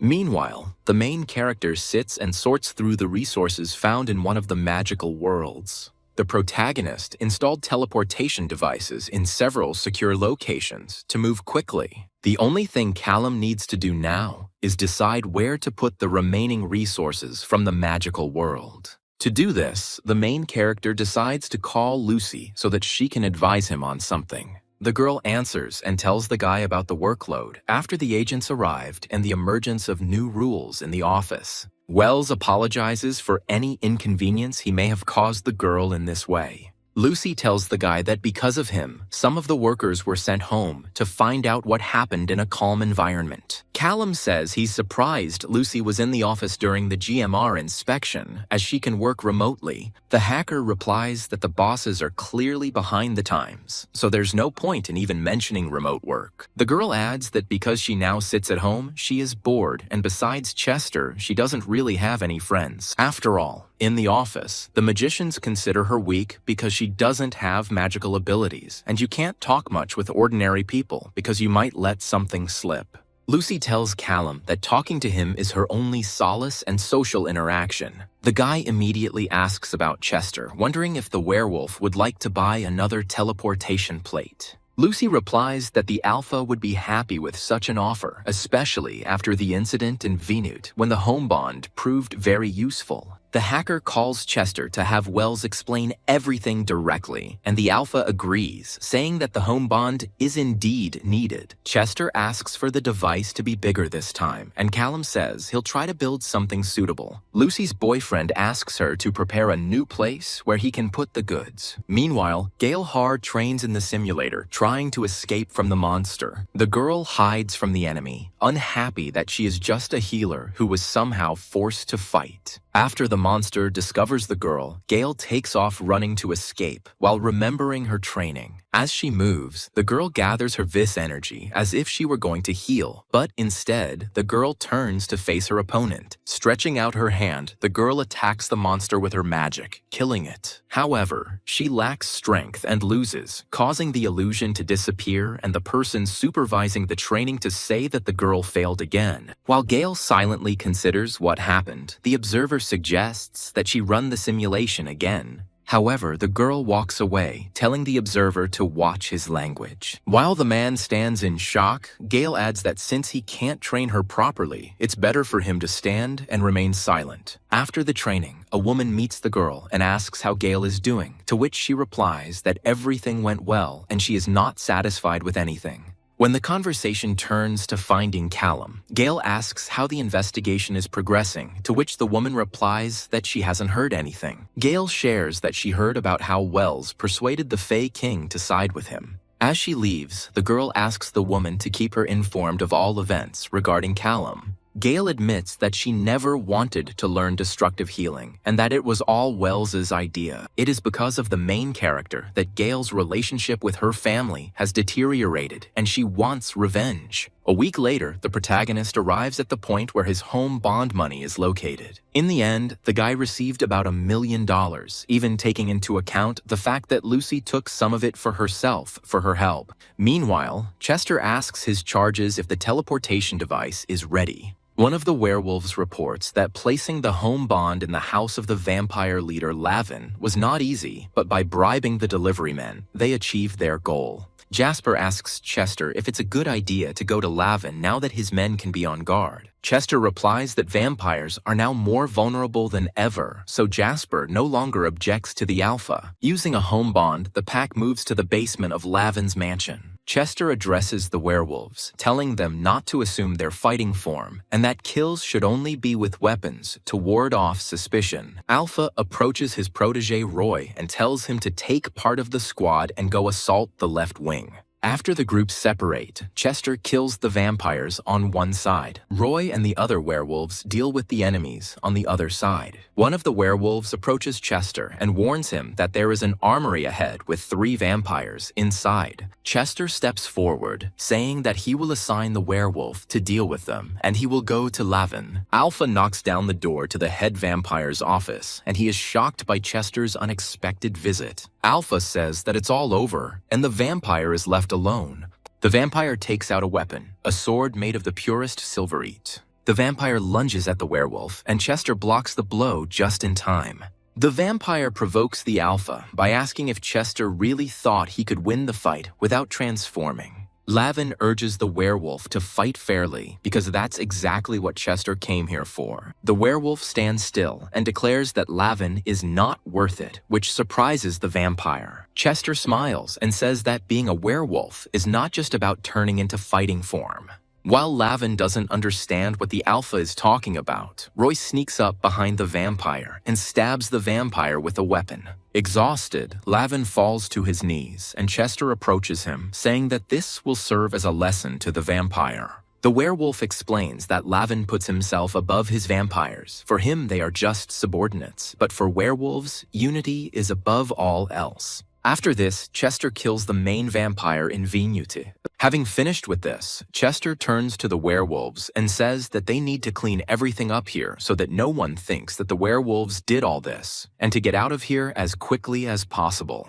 A couple of days later, at the GMR office, one of the employees approaches Ray and reports suspicious money transfers from Lucy. Reading the report, Ray sees that the girl tried to hide it, but still made some mistakes, which is why she was spotted. The next day, Lucy comes to work and finds the office empty, even though she received an important letter that morning requiring her to report to work. Since the girl was alone, Lucy decided to make coffee and sit quietly at her workstation to wait for the others. For a second, the girl senses a catch, and before she can leave the workplace, Felicia appears and stops the girl with her abilities. Lucy doesn't move, realizing that she's trapped. Ray appears behind Felicia and says that Lucy has been caught conspiring with the criminal Wells, so from now on, she will be stripped of all duties and rights associated with the GMR and will be taken into custody. Meanwhile, the protagonist browses forums where the cities that are the centers of the magical world are listed. Callum calls Lucy for advice, as she should know more about this than he does. However, instead of the girl, Ray picks up the phone, introduces himself, and says that Lucy is with them. Before the agent can finish speaking, the guy breaks the phone with magic.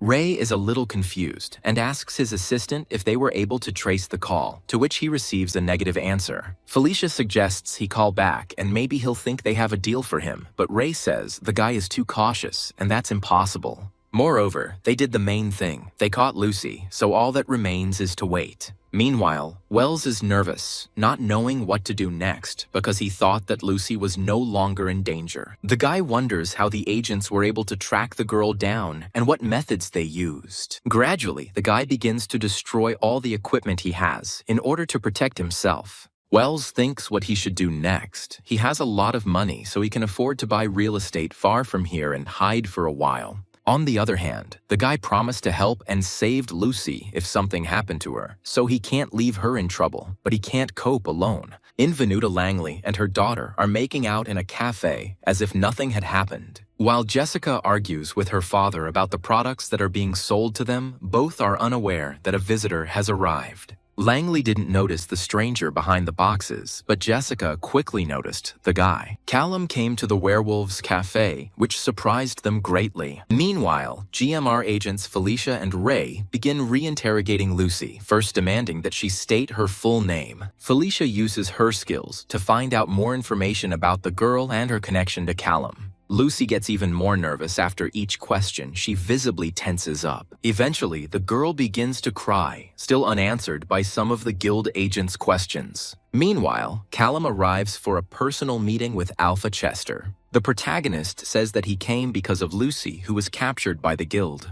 Chester says the girl was taken into custody yesterday, and it is unknown how long she was under surveillance. Wells asks if Chester knows where she is being held and how many people are guarding her. Chester says it's a difficult question, and even though Lucy isn't part of the pack, he still cares about her. Callum is nervous, and Chester is quick to reassure him, saying that he is willing to help, but the situation is indeed difficult. Alpha adds that he has werewolves working in the GMR office, but he needs to act carefully so as not to expose them too. Chester adds that they are not some kind of Avengers who decided to take justice into their own hands, and that such actions could declare war on the entire guild. However, the werewolf says that he is ready to make some concessions, but they must be hidden from other eyes. Chester starts to talk about his intentions, but Callum interrupts him, saying that his freedom is more important to him. The sister becomes tense, and Wells suggests that he listen to what Callum wants to do. Sometime later, Chester tells Callum about the GMR office, located deep in the dense forests. The only way to get there is by teleport. Alpha hands the boy the building's blueprints, but warns that they may be out of date. In response, Wells hands the werewolf a small teleportation device, asking Chester to pass it on to his people working in the guild. The sister agrees and takes the device, asking what the guy intends to do next. Meanwhile, Lucy is imprisoned in the guild prison, and she constantly repeats basic information about herself to calm herself down. Suddenly, someone approaches the camera and reaches out to the girl's head to heal her a little. Lucy becomes more alert in shock, not understanding what has been done to her. Gale stands in front of the camera, warning Lucy that she means no harm. She asks the hacker if she knows Callum Wells, to which Lucy replies that she has spoken to him but has never met him. Lucy wearily says that she doesn't know what else to say. She's already told everything she knew. Gale reassures the hacker, saying that she doesn't care what Lucy told the agents. She's interested in her own questions. Lucy looks at Gale as she listens to her talk about the spells Callum taught her and says she knows nothing about it. Gale snaps at the hacker, saying that because of the main character, her entire family has turned away from her. Lucy replies that Callum is clearly a good person, and she is sure of it. Gale says that in that case, he will come to Lucy's aid, to which the hacker confirms this, saying that the GMR know this. Gale doesn't move away from the camera and says that in that case, she will wait for the guy here. Meanwhile, GMR agents arrive at Lucy's father's to obtain signatures on the necessary documents. Ray says they are not hiding the hacker's location and are waiting for Callum to show up. Having received the required signature, the guild agent thanks Lucy's father and supports him. However, Lucy's father is not very upset about his daughter's fate, saying that she has been a stain on the house for a long time. Finally, the man tells Ray to finish everything as quickly as possible, to which he receives the agent's promise. Finally, Ray goes outside where Felicia is waiting for him and tells her that the document is signed. The man notices the fairy's confusion and asks if everything is okay. Felicia says that perhaps they should keep the girl in the fairy territory because it would be much more difficult to hide there. Ray chuckles and asks which king they should then turn to. Felicia replies that her family would have suggested a candidate, but Ray would be a fool to agree to that. The man notices that Felicia only talks about her family when she's worried, and the girl confirms this. She says that there are all sorts of rumors going around, and it would be scary if it suddenly turned out that the guy has fairy blood flowing inside him.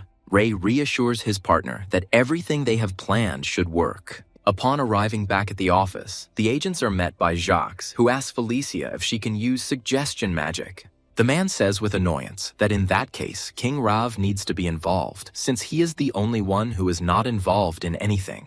Ray asks what the purpose of suggestion magic is, since they already have access to compulsion magic. Jacques replies that it's a precaution. In case they fail, they can put more pressure on Lucy. Ray tenses up and says that the girl has already been subjected to severe mental torture. Jacques asks Ray not to be a wimp, as the guild simply needs a backup plan. Jacques adds that due to the difficult situation, the risk of further betrayals within the guild cannot be ruled out, and that the protagonist has already made a pact with Chester and Fair. Considering that a large number of people work in the guild, it is impossible to keep track of everyone, and besides, one cannot be sure that there is only one traitor. As he leaves, Jacques asks the agents to get ready and find themselves some good equipment. Sometime later, the heads of the magical community gather together to discuss the current situation. Duval claims that Callum is a space mage, which means he belongs to her. Another magician replies that no one has been able to tame Wells, so how does Duval intend to act in that case? The woman says she's going to lock him in a vis with her and force him to cast a spell for decades. Jacques appears in the meeting room and reports that they have seized the teleportation plates from Chester. Jacques says that even so, the Alpha has no intention of starting a war with the guild.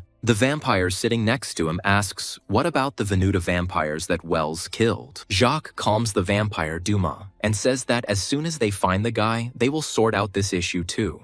Another mage says that he has studied all the guild reports and notes that most likely the guy is developing all the plans himself. Har gets up from his seat and says that since one magician is behind everything, there shouldn't be any problems with capturing him, because everyone present here has enough strength to resist Wells. However, another man says that he feels like they are underestimating the protagonist and asks Duval if she can somehow suppress the boy's spatial abilities. Duval says that spatial magic is not that simple, so it is difficult to answer right away. Duval adds that Callum is a criminal, and once they spot him, he won't escape. Meanwhile, the protagonist finds a secluded place to create a portal to save Lucy. Earlier, when the guy was still with Chester, he warned Wells that all the archmages and others would be waiting for him. Chester gives the protagonist a final warning, saying that this time, nothing will be so simple. The werewolf warns that the guild will use all its available resources and every agent to catch the guy. Every archmage will try to catch the criminal, hoping to imprison the guy forever. Before the start of the entire operation, the protagonist is just waiting for Chester's call, with a notification that the device is located in the GMR building. The guy thinks that if the Alpha doesn't fulfill his part of the plan, then Callum's whole plan will fall apart at the seams. Immediately, the main character begins to calm himself down, saying that everything will be fine and everything will work out. Finally receiving a response from the werewolf about success, Wells creates a portal and moves to a volcano in Guatemala. The guy approaches the crater with boiling lava below, getting ready to start executing the plan. Having activated the teleportation plate, the guy does not intend to pass through it, as it is too dangerous. Instead, he uses the device in his office as an antenna to better navigate the guild building. The guy uses his skills to detect weak spots inside the building and find the point to hit. Callum also finds Lucy sleeping inside and is reassured that she is okay. Wells is convinced that Chester was not lying and that there are agents everywhere in the building protecting Lucy. However, Wells calms down, realizing that he still has a chance of winning since GMR underestimated his abilities. The guy uses his magic to redirect lava from the volcano through a portal into the guild building. Callum knows that the element of surprise is his only advantage against the guild, so he must make the most of it.